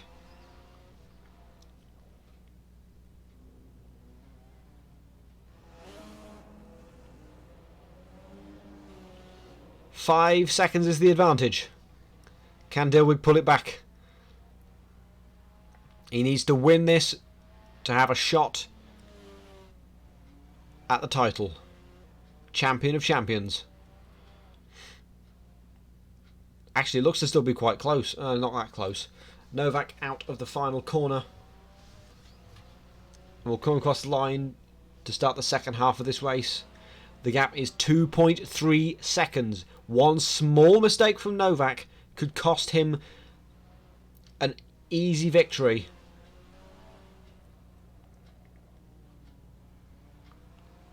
Over the jump for Dilwig, he's just got to keep it together. A little bit of a wheelie from Novak on the landing.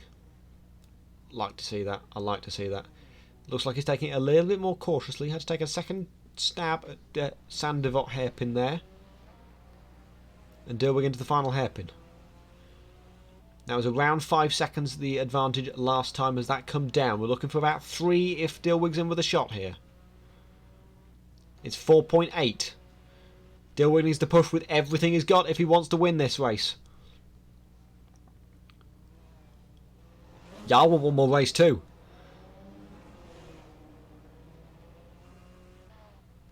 Novak, little lock-up heading into the tight hairpin section. Pulls all the way to the right, another lock-up. Did he pull a bit too close, do you think? Maybe he hit the hairpin. I don't think he did, though. Dilwig, another lock-up into the Sandivot hairpin. Up the hill through the final chicanes. Where's Novak? Novak's coming out the final corner. This is going to be pretty close, but it's not going to be enough. Simon Novak is your champion of champions. Amazing effort from Dilwig to try and pull that back to less than a second by the end of that last lap. But the winner of the Assetto Friends Race of Champions is Simon Novak.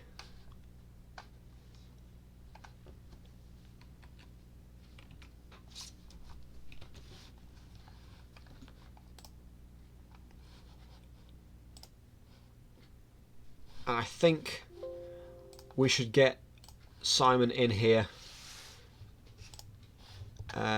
if possible.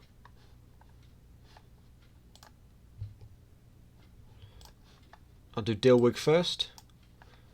Dilwig, hello. Can you hear me? Yeah.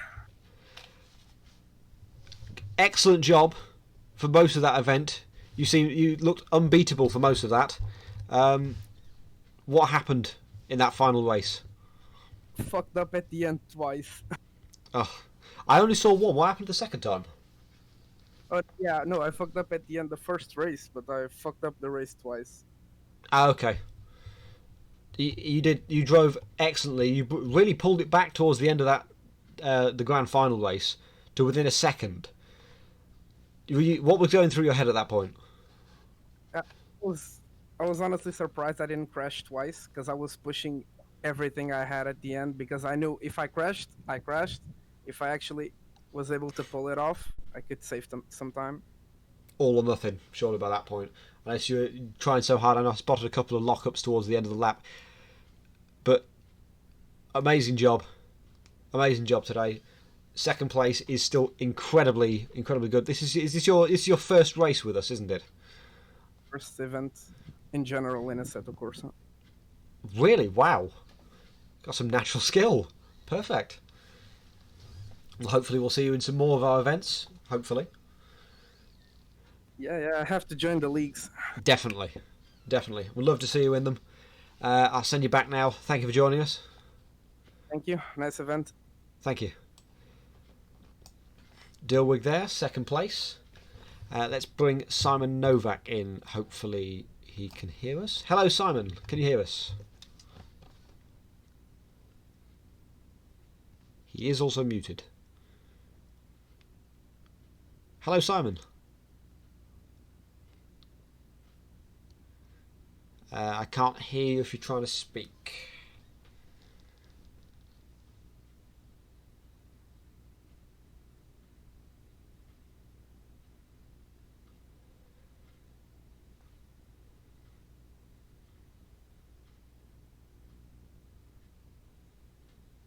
He's just sort of turning it off, turning it back on again, maybe?